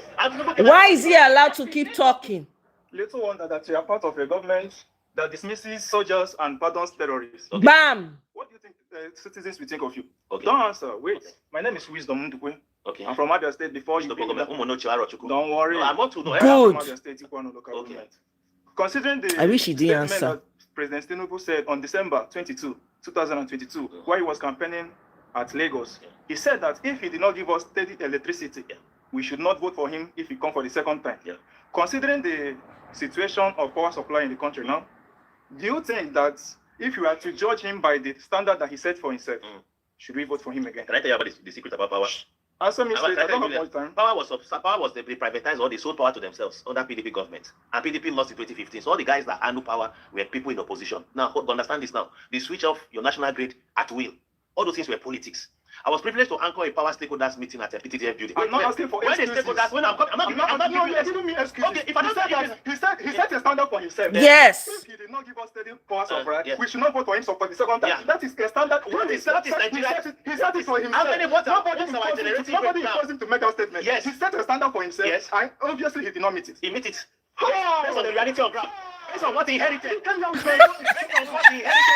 the mess he inherited. Based on what he inherited, President Tinubu has greatly. Let me tell you something. Right now, I'm a senator in SUG government in my school. Before I contest for that position, I know that it is saddled with responsibilities, and it's going to cost me a lot of things. Sometimes we'll be at plenary and we'll be having tests in our class. I will miss that test, and later I have to meet the lecturer. And maybe sometimes he will give me a second test, and sometimes he will not. So before you go for any position, you're supposed to know that there are responsibilities and there are challenges, and you're supposed to plan for it. So giving me this does not justify. I am coming now. I told you now before now, state could not generate electricity. These are part of the colonial structures put in place. Many of you don't know. President Tinubu signed into law and gave state the power to generate electricity. That is why Governor Oti in your state now is generating electricity. That's why Governor Hobu Sodima is generating electricity. That's why other state governors also generate electricity. Second question, sir. Let me have it. According to the Constitution, yes, sir. Which part of the Constitution, sir? As amended 1999, Constitution of Federal Republic of Nigeria, as amended, Section 14. Okay. Subsection 2B. Yes, sir. He said that the security and welfare of the people shall be the primary purpose of the government. Yes, sir. And the president is the head of the government at the federal level. Yes, sir. So, considering the situation of security in the country, yes, and the welfare and standard of living of Nigerians, yes, sir, do you think we should vote for Tinubu again? You know, when you talk to security and welfare, what do you think we should vote for him again, sir? Yes. Why? Yes, vote for him. Why? President Tinubu. Why? Considering the cost of living now. Where were you before and where were you now? President Tinubu has started great reforms. Even Nigerian, it's like Nigerian military now because of what is happening. Why? Because of insecurity. We have the best military on the continent of Africa. Wow. And we have the best military on the continent. And they are killing. And they are killing your generals. And I tell them, forget all those things. We have the best military on the surface of Africa. Nigeria is ours. Nigeria will continue to be ours. And like, wait, I'm coming now. Let me tell you. People don't understand what is happening behind the scene. June 2018, June 23rd, 2018 to 24th, APC had a national convention in Abuja. June 23rd, they struck in a banking lobby. 120 people died. March 2022, APC, let me tell you what just happened now. APC had a national convention again. They invaded Abuja airport. They attacked the train station. June 2002. Chazima de Vetupure, they shout. Oh, more. I beg, if you are entry office. Oh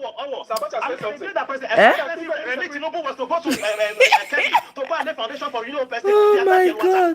Oh, Coco. I leave you with this, sir. They are the ones instigating the insecurity on ground, and I'm assuring that President Tinubu will overwhelm them. Listen so that I can respond. Yes, sir. Because for limited time, I'll leave you with this. Abacha says something. If the insurgency man 24 hours, the government has an it. That means that Tinubu is questionable concerning the insecurity. I mean, is he showing Tinubu? Is he showing Tinubu? Look at him. Look at him shouting.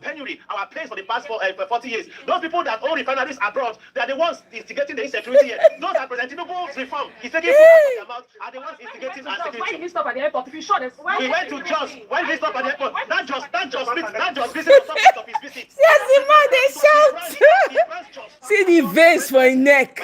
He want blow. How are you? Thank you, sir. What's the name? Jonathan, sir. Jonathan X.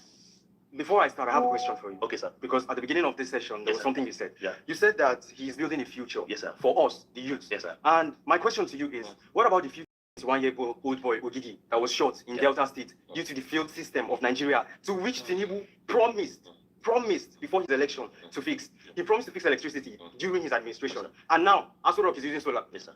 How does that correlate? How does that correlate with promises and reality of what Nigerians are facing today? I mean, an average Nigerian, I will have to ask you this question. Why does an average Nigerian have to strive so hard just to live an ordinary life? I mean, what people here in Nigeria see as luxury, these are basic amenities in states that are functioning, in places that are working. But here in Nigeria, we see it as luxuries. We see it as things that, because our government are not doing well. Can you just give me 2 minutes? Let me get to it. I'll give 1 minute. Thank you, my brother from Goza. You see, your country was not wired. Thank God you are from a place where insurgency has been matter of discussion. If I may ask him now, maybe in his village, his father's house, where he used to go ancestral of the white. My family entirely, my grandfather, my uncle, my sister, my cousin, all they have gone to Abuja. They have been wiped out. That is what we have on ground. Your country wasn't wired for you. Your country wasn't wired for you. Have that at the back of your mind. Your country was wired for interest and those who are benefiting from this for the past 40 years. And President Tinubu is the only man that had the guts that has shown sincerity of purpose to overwhelm this structure. Are you looking at incompetence since day one that he has started? The incompetency that has been seen, or in communication alone, the incompetency that has been foretold or seen or observed, just not just from Tinubu alone, yes, sir, but from his spokesman. What's his name? Bayo Onanuga. The interview that he had with Al Jazeera. Yeah. We are all intelligent human beings. We are all people with sense. We are all people with common sense. We know when people are under pressure. Yes, whenever there's a question online or on the media asking Tinubu about the issue of insecurity in Nigeria, he always staggers. He doesn't have an answer prepared for us. He doesn't have a plan for us. He's not. The way you're saying this thing, but it's as if he's actually doing something. If you're doing something, then there should be results. There should be results. No, this way he's doing something. No. You can't say he's doing something. He's doing something. No, you can't say he's doing something. What is he doing? What's the result? What is he doing about insecurity? Before when we were going to Kaduna, what is he doing about education among students? Students can't afford to go to lectures. Let me tell you something, man. I understand your pain, and President Tinubu feels your pain. You don't understand my pain. You understand my pain. You will not be defended. No, President Tinubu feels your pain. Yes. He's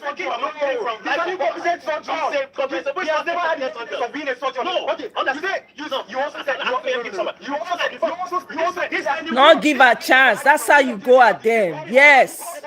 Before now, this venue is not far from Kuje prison. Before now, militants, they came here and Kuje prison to free people. Before now, you could not travel from here to Kaduna. Yes, the security is there, but these things are being activated. It's not today, it's the beginning. Prior to elections. It's not today, it's the beginning. See English. It does start to the mission. Compose yourself. You are speaking for the government. No iota of humility. Useless set of people. Should not kill most of them. They should not carry on to get Nigeria have gone high. No, people are living in fear. People are living in anguish. People are living in anxiety. If they want the average Nigerian outside the street is an angry man. Yes. President Tinubu is aware of that. The president of the nation was called and asked about what he's doing about the insecurity in Nigeria. He was telling us about prophecies from the Bible. What is the correlation? What is the correlation? He was telling us that life is not about sacrifice. I know it was during this last Salah in Lagos. Yes. He was talking about the sacrifice. That we should live, love each other. Understand? That video was cut and joined. You should understand something that now this political. Is that what you tell moving towards the election? Is that what you tell a weeping mother? Wasn't a child. Yes. Is that what you tell a weeping mother? The child of empathy was unjust. Was a child to see that woman. President Tinubu was saying just to see that woman. You was going to see the woman for 20 Yes, he was going to I love this. Yes. Tell them. Good afternoon. What's your name? Usman Favor. Usman Favor from what state? From Niger State. Niger, which local government? Mokwan. Mokwan, okay. Yes, sir. Okay, so I just have one question. Okay. I agree that President Tinubu did not create all the Nigerians' economic problem and the debts and everything. Yes, ma'am, my sister. But as a president, he's responsible for the policies. He takes all the blames. Everything falls on his table. I'm coming. He's responsible for the policies implemented under his administration and their consequences. Which economic challenges, this is my question for you now, which economic challenges are inherited and which are the results of the decision that has made since 2023? Okay. Part of the economic challenges inherited, when it came in, your country was using 97% of our earnings to service debt. But now it is less, and now it's drastically reduced, and our debt burden is dropping. It was 100, our debt now is $95 billion. Before it was 100 plus. When President Tinubu entered power, now your country printed 30 trillion naira. You understand? I'm coming just a minute. 30 trillion. John, welcome. Because President Tinubu inherited his crap. He inherited a country that should have been sold to maybe one of the European countries that they convert all of us to farmers. They will just start to farm for the world. But that was what your president inherited. He feels your pains. And even me, I'm telling you, he's feeling. Not living as a Nigerian. What should he do? He gave Mokwa local government chairman more money. He gave Niger state governor more money. Though your governor is trying in terms of agriculture. We must see. There was a time in Nigeria, maybe not your generation, our generation. There was a time in Nigeria, every Friday, every Saturday we go to farm. Every compound, every household has farmed something or the rare one animal. You eat what you produce. But these days nobody go. We don't go to farm Fridays. Because of insecurity. No, we don't go to farms again. What we do is that on Friday we go to birthdays and burials and this thing. See the lies. I'm coming. We eat rice that comes from Thailand. See the lies. Come from France. The ring come from Dubai, and we use phone we brought for US and China, and tweet that Nigeria is falling. Until we come around and farm or produce what we eat. So you mentioned that the state of her government is building roads for transportation, and that we don't need to use any canoe or anything again. I'm saying that the canoe we're using before is more safer than the roads that he's building now. Why do you say that? Let me have your. You are saying something. Why do you say that? Because of the insecurities. Okay. Like you cannot just travel peacefully without the fear that maybe your boss is going to stop and then you'll be kidnapped and then the ransom will be probably $1 million or billion. There's something people don't understand here. Insecurity has come at every form. It's what comes to stay. It's not used like. No. Yeah, insecurity has been there. Understand? It has been there. You are my brother from Southern Kaduna. You know how Southern Kaduna used to be very hot. You are from Mokwa and Southern Bro. You know how it used to be very hot. You know how from here to Kaduna used to be very hot before Tinubu came on board. President Tinubu has one of the best hands who are handling it. But they cannot do it alone without your cooperation and support. You understand what I'm saying, but President Tinubu means well for you. And his policies are for you. That during the last president, that's Mohammed, the mass kidnapping was just one. But when President Tinubu came, it has reached up to like 9. Yeah, because election is coming now. All his enemies and those that he stopped them from importing fuel to Nigeria, all of them they are all investing in this one a quiet girl. You not get weary for body. It was herdsmen. Before the election, there was crack killing everywhere. All right, who has not spoken today? Okay, the two of them. Okay, my sister, you come first. She goes, "You're welcome, Mr. Bibo is a welcome." So, respectfully, yes, my sister. I've been following up with the whole conversation that's been going on here, and you kept taking us back to what has happened. So what is happening? So I know where you are. You know what has happened, and we are in. There is history, and history will forever be kind to those that left them for us. Yeah. So, respectfully, you kept taking us back to history, so we know what happened and all of that. But then, the previous governments are no longer on ballot. Yes, sir. We are in the reality of what is happening. You are in Nigeria. Yeah. I am in Nigeria. First of all, I want to correct something. When she came out, she said, as a woman, what does she have to say? And I'm coming to correct that notion that not as a woman, what does she have to say, but as a Nigerian, Bam. What does she have to say? Okay. And then, thirdly, you said you're asking for another mandate. Why should citizens judge you by the failures of your predecessors instead of the results of your administration? Bam. Answer. Okay. That is citizen judging me by the failure of your. You don't understand that one. He said he inherited a fake life economy. Yeah, not it was dead. Clinically dead. Yeah. If he did not have a solution to our problem, would he have come out in the first He has place? solution. That's why he's the president today. And what are those solutions? The What solutions are are what those he has things been implementing. Have been For the past here. 3 years, we've not seen any significant shifts in our economy. We have not seen your any foreign reserve grew from in his 20s to 40 billion. Your Nigeria's foreign reserve today is $40 billion. President all of those shifts we've seen, all of those shifts we've seen in the economic sector. More money are coming into the system. All of those shifts we've seen in the economic sector in his administration. They do not get to the masses. It's as if, excuse me, sir. You kept saying funds were being given to the state governors, funds were being released, revenues were allocated, but it never gets to the people at the grassroots. Go to Enugu, ask Governor Oba. Excuse me, sir. When money given to them, when resources allocated to them without asking for accountability afterwards. That's why I go to our Governor Oba. And if you have any, if you have any reason or evidence, you are not using well, write petition to EFCC. Why there was a social contract theory when President Tinubu was elected into position. Yeah. We gave him that position to speak for us. Yeah. Now, he allocated resources. You're telling me to go and ask my state governors, why is he there if he cannot under the current administrative framework of Nigeria, the governors are like you said something about him giving Nelfon loans. Yeah. Now our country is collecting loan from the World Bank. Yeah. And they are coming to give the loan to us students.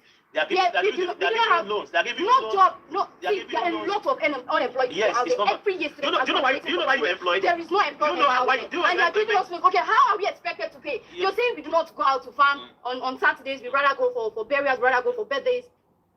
Benue State is the food basket of the nation. Yes, they are constantly battling with farmer head. Let me tell you now, when President Buhari shut down the border, now understand this thing. You this generation, but you are very vibrant, very intelligent. But if you understand this, it's just a disconnect between understanding the dynamics. Shut the fuck up, motherfucker! This guy is lies. Oh my goodness! Oh my goodness!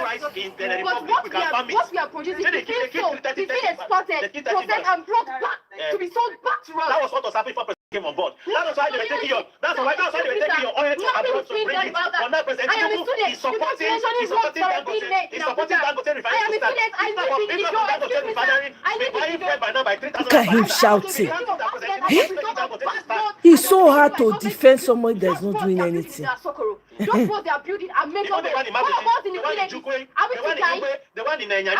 They are putting in Abuja. The one they are putting in. Look at him. Hell!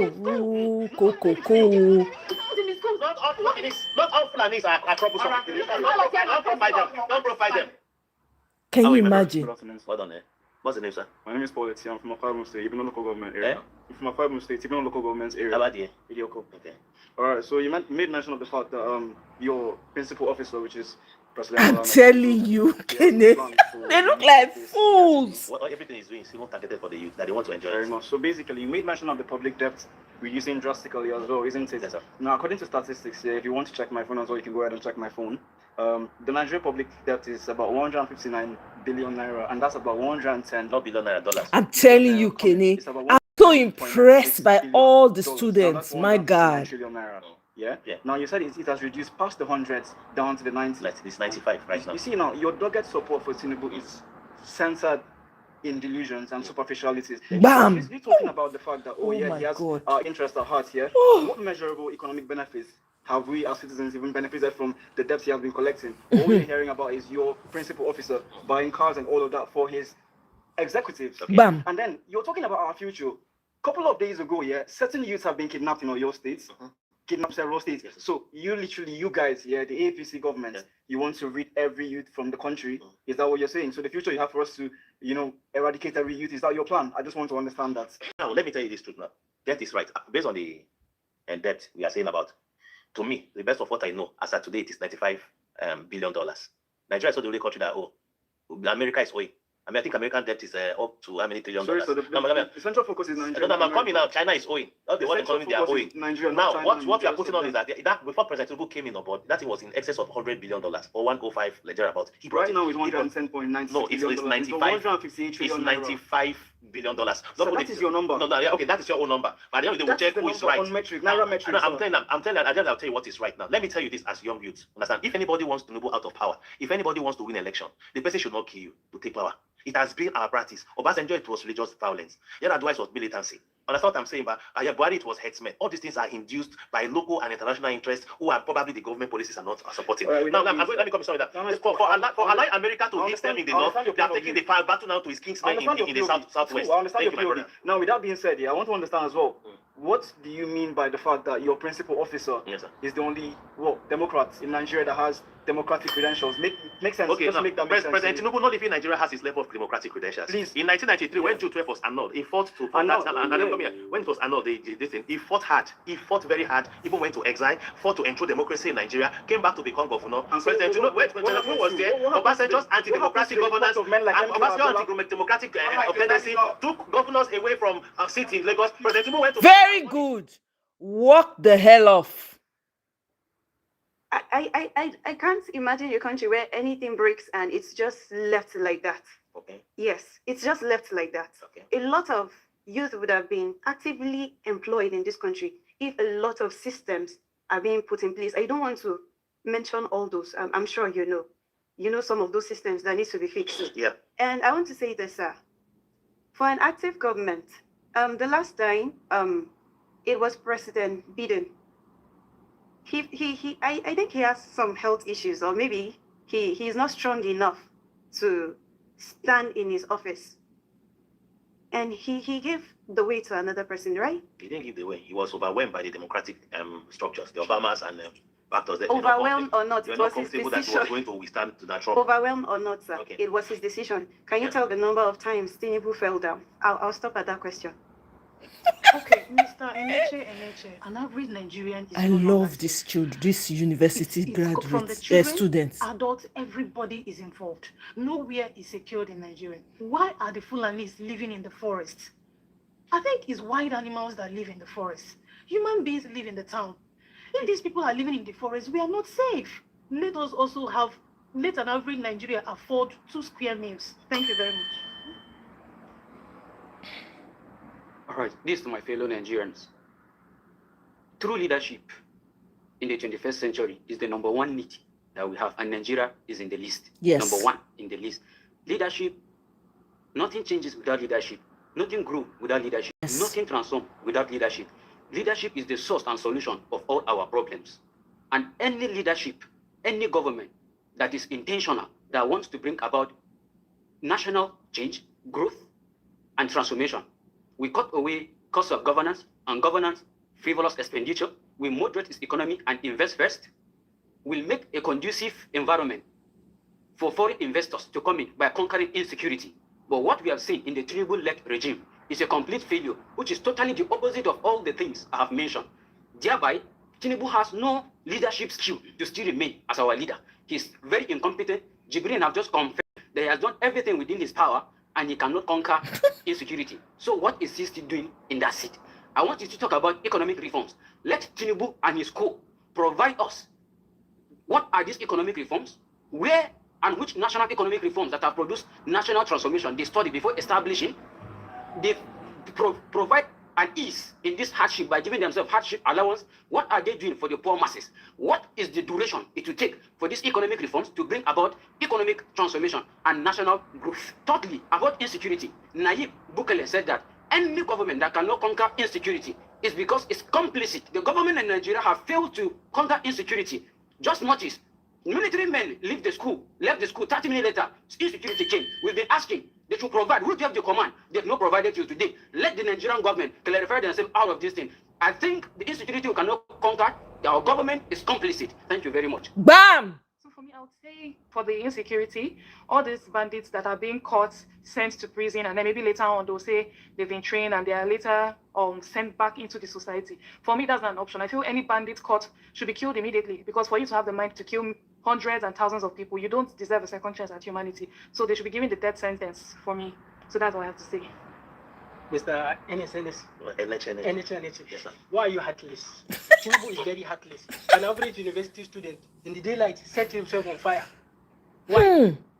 A woman, a lady who cover herself every day was raped publicly and the video was published. When will it stop? Today, an average Nigerian university cannot afford transportation from where he lives to his school. If the university cannot support, the federal government policies are not helping. Poor man cannot live with he cannot sleep with two eyes closed. Why? Nigeria is for Nigerians, not for the elite. Please, and please, let's know what we are doing. You know, when looking at the affirmation of this our country, there are some three things I'm going to mention. First and foremost, that's of the fundamental human right. That is speaking, the main, the upward of everything that is happening in Nigeria is the fundamental human right. I didn't mean our fundamental human right is intact. I can assure you there's nothing that's going to be happening in our country. Take a look at that sort of bandits. I didn't mean their fundamental human right is provided for them. Right to education, right to freedom of expression, right to everything. And definitely they're not going to think that bandits is going to be their next step. Thank you very much. And I so hope.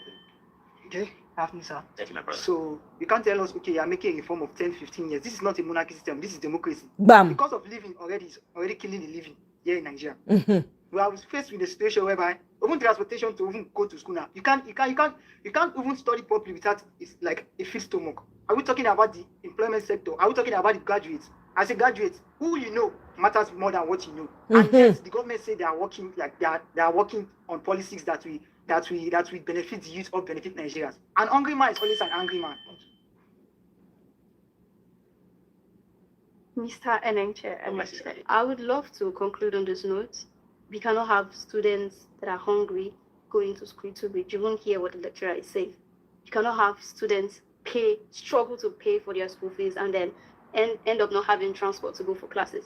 We can't have mothers that are trying to take care of their children, gathering money for ransom to pay for the release of their children. We cannot have a government coming to share us rice while our children are in the bush. Yes. The true measure of leadership is not how comfortable the people in power are, but how comfortable the people without power are living.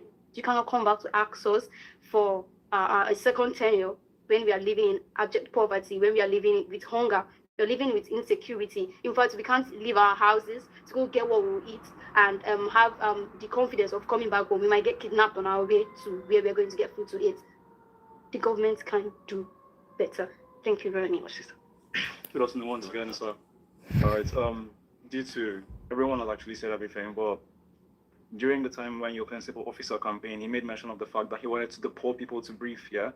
But apparently, the poor has been suffocated into even taking their lives. A case of suicide was recorded in the University of Abuja, where a student had to roast himself due to the fact that he was owing just 8,000 naira. Can you imagine? 8,000 naira. In a working country, I do not believe that 8,000 naira is a problem. But someone going as far as taking their life due to the high cost of living, and your principal officer said, let the poor breathe, but the poor has been suffocated into roasting themselves. You see that Nigerians are no longer living as humans should be living. We have been deteriorated down into, abject poverty, literally. So I'm not even putting this to you as a person, because there's not much you can do. But in your own faction and in your own unit as a political campaign or radicalist or whatever you're doing to, put your principal officer back again in second term, all I'm seeking and all we are seeking is a better life for the Nigerians. The case of insecurity should be curbed. Inadequate funding in the security unit is what has actually caused a lot of mishappenings here and there. And I won't just say that your principal officer isn't trying, because I can't throw the baby in the bad water. But then again, there's like 90% of work to be done, and you guys haven't even done 5% out of the 90%. Bam. So I believe that if you guys believe you guys want a new Nigeria, yeah, the best thing you would do as a person is to advise your principal officer to give way for the youth to continue, because we can't continue with APC in power, obviously. Bam. This is not a government that should continue again. Bam. In 4 years, you guys have ridiculed this nation to this point. Yes. And if we give you another 4 years, you're going to do the same. So Yes. it's better you guys step aside for a new nation, a new face to carry on with the affairs of this nation. And that's all I'm asking. Bam. Security should be the first thing any government, should be any government to offer the citizens.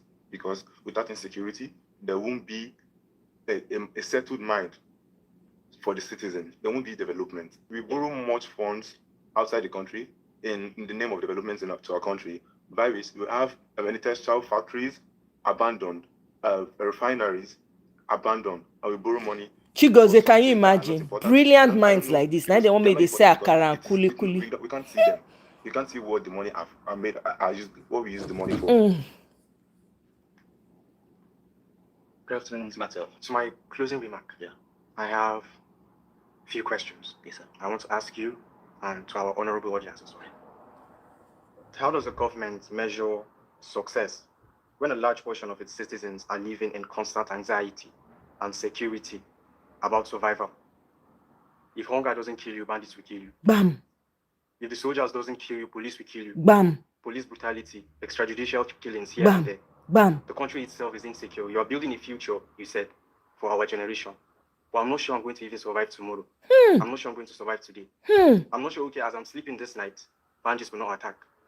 You don't feel safe in the country. And safety is the number one welfare. Safety and food are the number one top welfares of citizens in the country. My second question is, if a government acknowledges major problems like security and economic instability, but citizens feel little improvement, how should competence be evaluated? And my third question, should citizens judge leadership based on intention or based on outcomes? He promised to fix electricity in his 4 years. This is his third year. Elections are fast approaching. But instead, when you entered office, you fixed solar in Aso Rock. It doesn't correlate, sir. It doesn't correlate, it doesn't tally. To my last question, what defines leadership competence in a country where major national problems remain persistent despite repeated policy interventions? Because we mentioned this countlessly during our debates about policy interventions. And to my last and closing remark of what I have to say today is that at the heart of this debate that we had, it's not just governance, it is the belief of the people in their own power. Brilliant. That was brilliant. My concern is simple. Nigerians were asked to endure hardship because we were told that minimum subsidy and establishing economic reforms would better our lives, and all of that would reduce the hardship. But we endured the high price of food. We endured the higher school expenses, and insecurity is still a major concern in so many communities. My question is just, after all these sacrifices that Nigerian has made, I don't think there's any achievements that an average Nigerian would say that they have accomplished or anything like that. Because after all the whole hardship, the more expensive transportation and everything that we were told to just endure because there's a better future ahead, Nigeria is not really where it's supposed to be based on the governments that you say we should still vote for in more years in next election. Good, sir. As a data man, we make our election different and fair for that side. Because during election, this recent past election, you are not allowed to vote for any party except for APC. I had a friend who nearly lost his life during this past election just now. They begged him for a year because he wants to vote for other parties. Wow. Hello, sir. Thank you, my brother. Wow. I think firstly, there's something we need to understand you are trying to blame government too. That all these things is not about blaming government, lamenting. That's what we know Africa for. Or we don't used to take action. But I know this time around, if a lot of youth shift their mind and look forward to at least they come out in mass and vote the candidate of their choice, it is then we know maybe Tinubu is doing well or not. Bam. One. The second thing is that the assumption and assertion of African being Nigerian being the giant of Africa, I don't think we should be putting that thing on our head anymore. Because if Nigeria is in total mess, it also affects all other African countries. It is the way they address Nigerian, they will address others. It's affecting us. And we have the problem of leadership. So having the problem of leadership, it don't start from leaders alone. What of us? The problem starts from us. Start between me, between you. In case of our environment, now we notice a lot of some strangers, strange peoples. Some people won't challenge them. They will believe at least we just have new neighbors, and that's part of the issue and what's later happening in that incident in Oyo State about all those people that they later apprehend before the government demolished that site yesterday. So I think if we are speaking up and we are trying to speak the truth to power, it will help a lot. And Nigerians, I'm still talking about the youth, for us to know whether this Tinubu is doing well or not. We all should get our voters card and vote wisely. Vote the bagger out. All right. You know, actions brings results, and then actions bring consequences. President Bola Tinubu may claim not to be responsible for the current economic situation and security situation of the country, but he should know that his inactions are costing us a lot, even our lives. It is so painful that in a country that claims to be the giants of Africa, the citizens are not even sure and cannot boast of their fundamental human rights. The right to life, freedom of movement, fair hearing, right to speech. We are not sure of it. A threat has been imposed on it, and it's affecting us a lot. If President Bola Tinubu are not ready to give Nigerians what they want, he should step down for someone to do better. Bam. Because before someone should go for that position, he should be ready to deliver, no Yes. matter the challenges. Yes. An average Nigerian youth today is afraid to join the military because of what the military are suffering in the hand of bandits. So what is the hope of the country? One of the characteristics of an independent state. Nobody has accepted it, okay? We are overwhelmed, so we are not talking too much about it. There's a lot of issues. When you are going out, you're not even sure if you will return. And President Bola Tinubu should take note. If the situation of the country continues like this, very soon there shall be a coup. And this time not from the military, but from the bandits. Thank you. Thank you very much. Wow. Thank you very much. Right, my dear fellow Nigerians, I stand there to speak with you with every form of and every sense of. I don't want to hear what the guy has to say. Do you guys want to hear? If you guys want to hear, I'll play it and I'll walk away. Let me get a yes in the comment section. I have nothing. This guy is dumb. The cap when we says it all. So let me get a yes. I'll wait for you guys. Do you people want to hear what the man has to say or no? Okay, I get one no, another no, another no or yes. Because me, I am ready to move forward. Waiting I want get, I don't get the meat out of him already. So there's no need. Sam, okay. Sam, welcome. Your might go and listen to it in your kitchen or your bedroom. Okay? Go and be open-minded and listen to the dumb fuck. Okay? Go to your room and go and listen to it on your own. Oh, I know they hear outside. The one when I don't hear from the man, don't do. So you and your might, you people go and listen to the rest in your living room. Eh? Thank you very much. We move. Let's go back to the videos I have lined up for today. I'm going to run through it really quickly, and then we're going to move forward. I want to shut down early, even though I've spent how many hours already. Okay, Mona, listen to this video. Mona, listen to this. This man say, I swear to God Almighty, all the security forces sent to attack my camp are my boys. They inform me anytime they are coming. I receive a summary of all security strategies, including the president's. Una hear?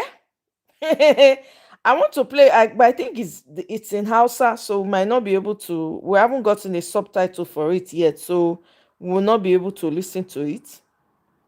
But it's damning. Let me play the video that Kene. Thank you very much for that video you shared. Let me play the video that Kene shared with us. I think that's the next one I should go to for this.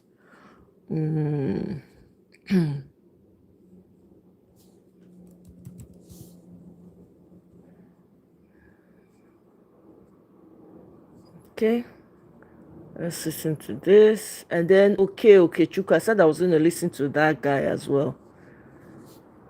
The news broke today that the Federal High Court, sitting in Lokoja in Kogi State, has set aside the order which the court made in December 2025. Remember, that order was made by the court, this same court, asking INEC to register and recognize APC as a political party. Today, the 26th day of your might, just like you are misinformed, just like you are misinformed, you are misjudged, and your opinion completely flawed. APC government has no opinion, has nothing to offer. They are dummies, dumb, raised to power 1000. There's nothing to listen to. They've had 3 years, almost 4 years, for people to listen to them. Why should I bother listening? How many times has Bola Ahmed Tinubu come out so that people will listen to him? Bola Ahmed Tinubu does not even have respect enough to come out, present himself without any choreography, without any setup, and talk straight to the people. Why should I accord his supporters that we have listened to for over an hour that has nothing to say but yell? Why should I listen to him? If you want to listen to him and be misinformed and be misjudged and your opinion completely flawed, go to Car Truth. Carry your bullshit, come on, for my comment section. I ain't got time for that. Dumb people all over the place. Now the dumbest people, now they go kidnap una papa, kidnap una mama, kidnap una children, come demand for billions. Now here we go there. About 6 months after, rubbish and nonsense. Federal High Court Lokoja has set aside that order, which was in a full judgment of the court. In this video, we look at the verdict of today, the verdict of this court today. We ask if the same court can set aside its duly final judgment in the eyes of the law. We also ask, what can NDC do at this point? We're talking about a time when NDC has already conducted primaries. We're talking about a time when NDC has known its presidential candidate, and several other persons across the country of Nigeria had picked form, paid for nomination forms in NDC. And today, at the Federal High Court sitting in Lokoja, Kogi State, right, the court has set aside the earlier judgment of the court asking INEC to recognize the NDC. So in this video, we unpack all of that. We look at the background, we look at the meaning of these, the legal implication of these, and then we look at what possibly can NDC do. Let's look at the background. On 10th December 2025, Honorable Justice Issa Dashin of the Federal High Court, sitting in where? Sitting in Lokoja, delivered a full judgment, final judgment, in favor of NDC. It was reported everywhere. Sirake Dixon, the former governor of Bayelsa State, the guy patapata of NDC, the national leader of NDC, he spoke about it in glowing terms, appreciated the court for its intervention. So that court ordered INEC in that judgment to register NDC as a political party, having met the requirements of the law. The court was even angry with INEC. He said, well, these people have met the requirement of the law, and you are still dragging in registering them. I hereby make an order that NDC should be registered forthwith as a political party. INEC obeyed the order immediately. It was under the administration of Professor Joash Amupiton that order was made. The order was obeyed immediately by INEC, and NDC was recognized as a political party. If you look at the website of INEC, you see NDC court order. They obeyed that court order immediately. INEC published on its website and NDC began to exercise the rights of a registered political party in Nigeria. It sold forms, it screened candidates, it conducted primaries, okay? And then just the same thing that the other political parties were doing in Nigeria. While awaiting to take further part in the electoral process, the same court today has delivered, the court that delivered the judgment of December 10, okay? That court has now delivered another verdict today. In today's verdict, the judge set aside its earlier judgment. The same court, the same judge, set aside its earlier judgment 6 months after the judgment was delivered. According to the judge, the earlier judgment of the court was what? Constitutionally defective. Constitutionally defective. He meant that it was delivered without hearing from all interested parties. Remember, in the matter that was before the court as of December, there were only 2 parties. The people that filed the matter for. Your mighty can never be well with any APC supporter. That's all I have to say. Can never, ever, ever be well. Whether now, in the future, or in generations to come, it can never. Anybody who is open-minded to APC, wherever they are coming, it can never be well with them. Terrorists will kidnap them, kidnap their parents, kidnap their children, kidnap their generation. Their generations will be wiped out from the surface of this earth by the same terrorists that the APC Bola Ahmed Tinubu government is funding. Sọ pé àmì àṣẹ ti gùn. That's the parting word I have for you. And while you're at it, never take it easy. You can never take it easy. Okay. Thank you very much. NDC, Esther, welcome very much. Welcome. Which is my sister. The judge is saying that thank you. The judgment was delivered without hearing from all interested parties. Not the parties that were listed, but parties that were interested in the matter. The judge further ruled that the status quo should be restored to what it was before the December 2025 judgment. What was the status quo before the judgment of the court? The status quo before the judgment, before December 2025, was that NDC was not a registered political party in Nigeria. In today's ruling, the judge is saying, return to that status quo, right? That means that by today's ruling, okay, the order of the Federal High Court's Lokoja mandating INEC to recognize and register NDC as a political party, that order has been withdrawn. I need to speed this up, guys. Please bear with me. By implication, can, by this very order of the court made today, remove NDC from its portal. Welcome, our lost culture. Welcome. With NDC. Judgments of court, they take immediate effect. So INEC will even be right if it goes to the portal of INEC and then drags down the name of NDC, removes its logo, everything, brings it down. Why? Because the order of the court that was made against them, compelling them to recognize NDC, that order has been withdrawn by the same court. Your might, yeah. Your kachala at the Aso Rock. Your kachala at the Aso Rock that you worship morning, night, or evening. I have to be worse. I have to match him at his level of madness.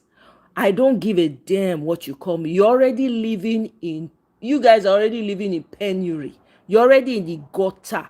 You're already living with worms and vermins from the earth. You're already living with hatred, with evil. You're already living with vileness inside of you. Go and get a grip in your kachala, Aso Rock. Go and take it from there. Like I said, your generation all will be kidnapped. And guess what? They will essay your mothers, your grandmothers, your daughters, your children, wherever they are in the world. These things will come upon them. They will televise it, post it so that you can watch it. Your eye go see the love that you have for your kachala in Aso Rock. Your eye will see the evil that they have perpetrated on people. Your eye will see it on your generation. I have you people's time today. I have your time. Now, there are issues of law arising from these judgments. If you're following the and while at it, go and get your grip. Something that has taken the front burner of discussion today in Nigeria. It's going to continue tomorrow, continue up to Monday, and so on.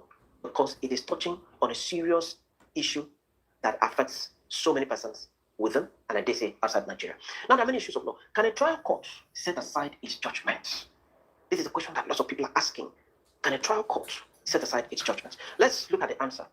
Where a judge delivers judgment, and in this case, a final judgment, the judge becomes functus officio. Functus officio is Latin, which means his job on that matter is done. He's done. It's like Pontius Pilate. He washes off his hands. Once he delivers judgment, the judge is done. He is functus officio in law. He doesn't have reason to go back to that case. The files are closed. What happens there is that judge he has completed his job on that matter. He doesn't come back again to it. That is the law, right? If a party is dissatisfied with the judgment of the court, what he is expected to do is for him to go to the Court of Appeal and appeal against the judgment of the trial court. So, generally speaking, a judge has no right to revisit and set aside his judgment once delivered. As a matter of fact, for those of us that are in practice, once judgment is delivered, what you see is that any attempt to go back to the trial court, for the trial court to set aside the judgment, in fact, even the appellate court, for them to set aside their judgment, it is usually visited with serious resistance. Now, you remember that a few days ago, the Supreme Court of Nigeria awarded penalty of 50 million naira against a lawyer. Why? Because the lawyer went to the Supreme Court and attempted to make the Supreme Court to revisit its judgment and set it aside. The Supreme Court fell on him and awarded cost of 50 million naira and said that the 50 million naira must be paid before he can practice in any court in Nigeria. That shows you the enormity. It shows you how courts resist that application. We bring application to the court for his judgment to be set aside. Courts everywhere in the country, they resist it very badly, and then they visit you with penalty for even coming to ask for the courts to revisit. Why? Because the general principle of the law is that once judgment is delivered by a court, that court is functus officio. It doesn't go back to the matter. That's the general position of the law. However, in law, there are let me share something with you guys really quickly. We'll continue with this video. Somebody went to confirm the day this when a PMP that filed that motion against NDC, right? Somebody, I think High Chief Ame, says, I have now confirmed the date PMP filed its motion against the local JA Federal High Court judgment. Peter Obi officially joined the NDC on May 3rd, right, 2026. Just 2 days later, on May 5th, 2026, 2 days after Peter Obi joined, the motion was filed. Una dey hear? 2 days in May, on May 5th, they filed the motion. Some people, they are deathly afraid of Peter Obi. They're not getting their feet do. If they want it the easy way, we give it to them the easy way. If they want the whole country to just be to burn down to the ground so that they won't even see anybody to be ruling over, then fine, so be it. They can have it however way they choose. 2 days. They've been following Peter Obi bumper to bumper. LP, nobody's talking about LP anymore. LP is now dead in the water completely. Nobody is talking about it. To tell you how much these people are afraid, Peter Obi is the single biggest threat to a whole institution. Hey! Kwara State and Lawa. Useless people. Okay? The court held. The court below was right on its stance that a court of law cannot review or overrule itself except under the slip rule to correct a typographical error which would not alter the decision. The rule here that I'm referring to, the slip rule, is maybe the judge wanted to say Attorney General of Kwara, but the judge mistakenly said Accountant General of Kwara State.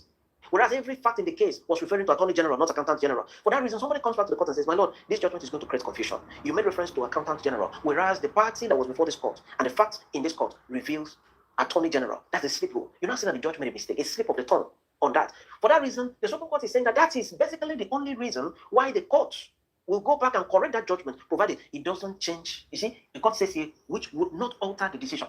If you change from Accountant General to Attorney General, correct it from Accountant General to Attorney General, it doesn't alter the decision because all the facts reveal Attorney General. This is the decision, one of the decisions of the Supreme Court on this matter.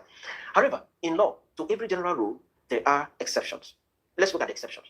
If the judgment is a nullity ab initio, the trial court can set aside the judgment. 2, if the judgment was obtained by fraud or deceit, the trial court can set aside the judgment. Somebody comes to say that he's a man, right? He presents himself to the court as a man, whereas he's a woman. And evidence later revealed that that That person that came as a man is a woman. That was clear fraud and deceit to the court. The court has a right to set aside their judgments upon getting this evidence to show that there was deceit and fraud, right? If money was the basis, okay, corruption or something, maybe the registrar of the court was giving money for the registrar to do the unthinkable in the file of the court, and the court gets to realize it. The court can set aside the judgment and say, no, this is predicated on fraud and other instances of fraud. The third reason, the third exception is if the judgment was a default judgment. Okay? Now, a writ of summons is filed against someone. He's expected to appear in court within 42 days. He doesn't appear. And hearing notice is sent to him. He doesn't still appear. The court decides to enter judgment in default of appearance.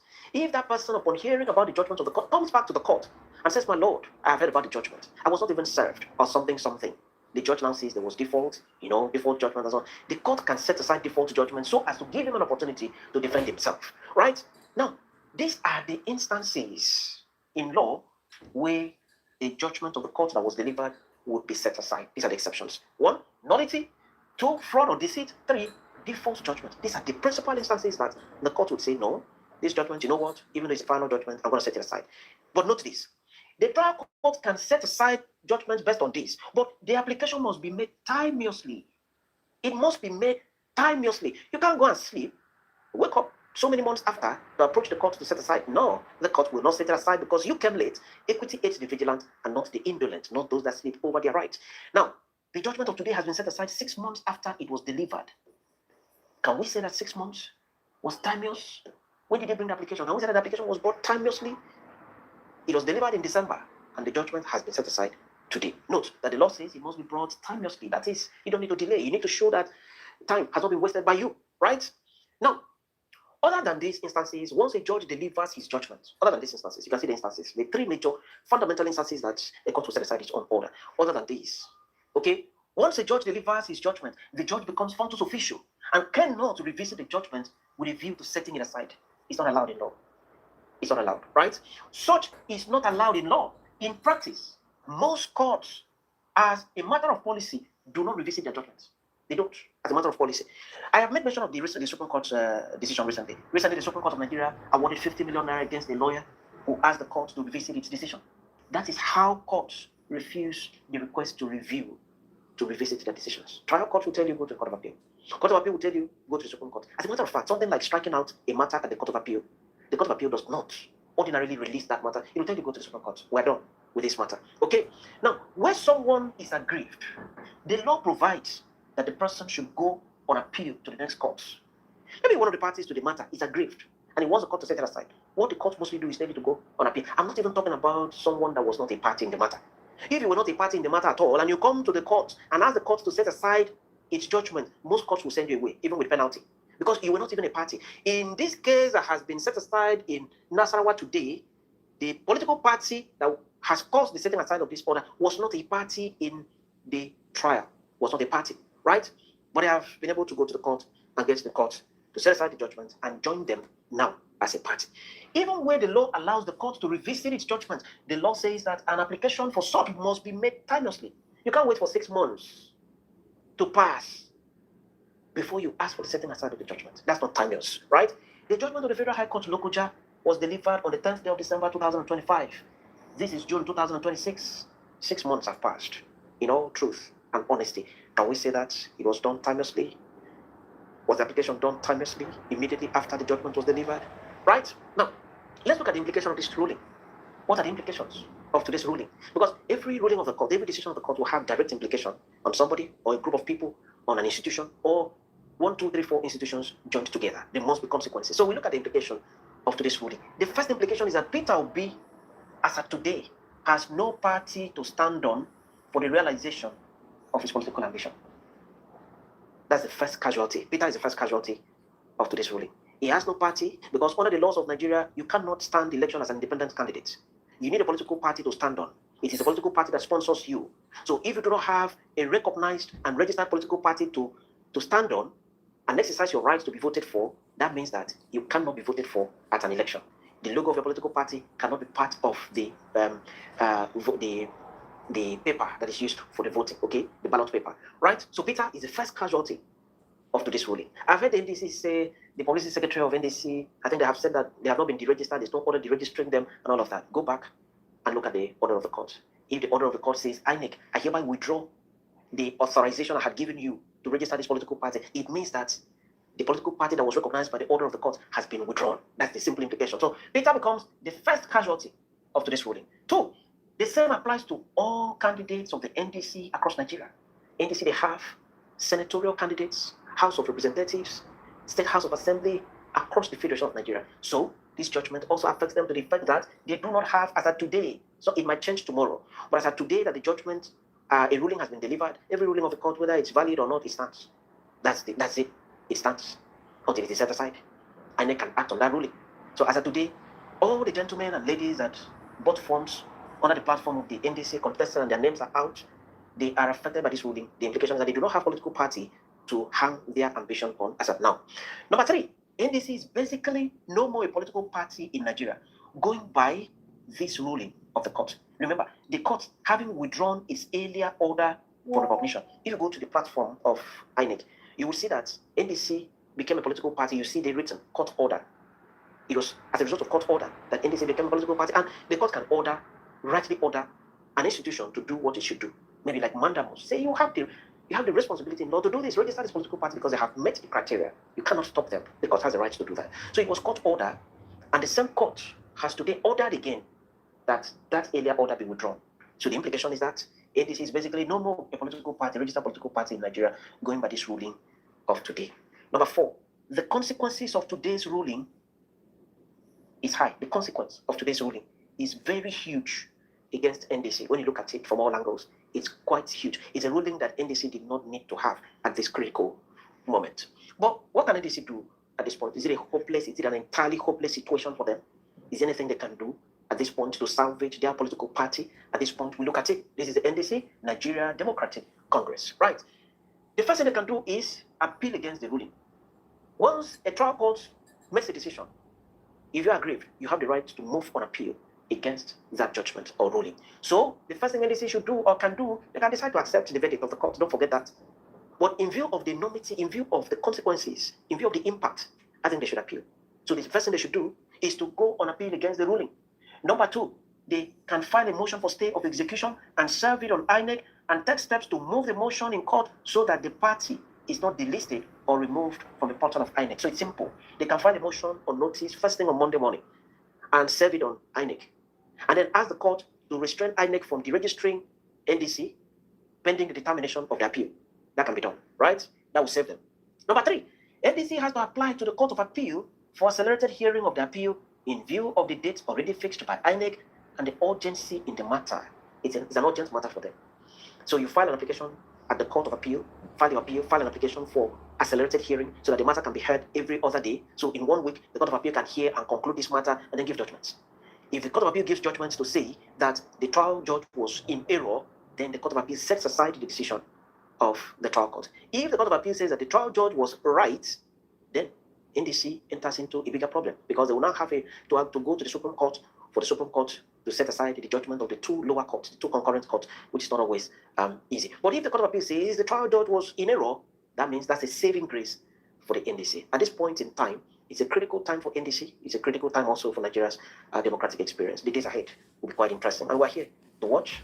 And when the legal issues arise, we'll make the analysis for the benefits of everyone. Many thanks for watching. Thank you for breaking it down. Okay, I have quick notes I want to updates. I don't know if it's updates, like 4 hours old anyways. So the National Bureau of Statistics reports that 68% of Nigerians, right, about 165 million people, can no longer afford to feed themselves properly.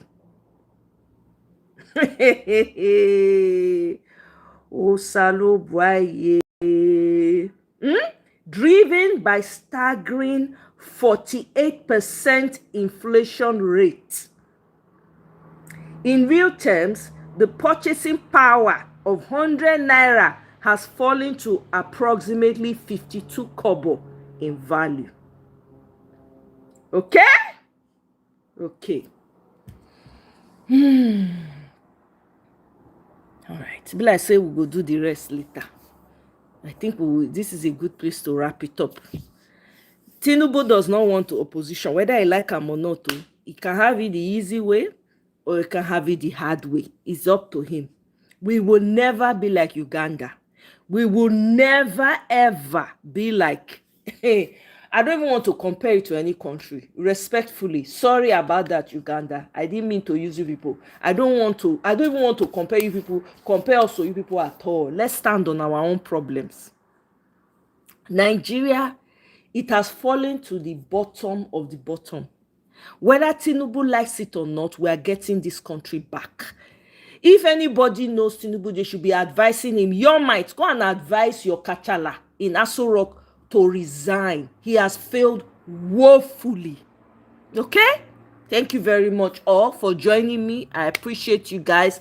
I will see you all on my next one. Tracy, thank you. Special shout out to you, Tracy.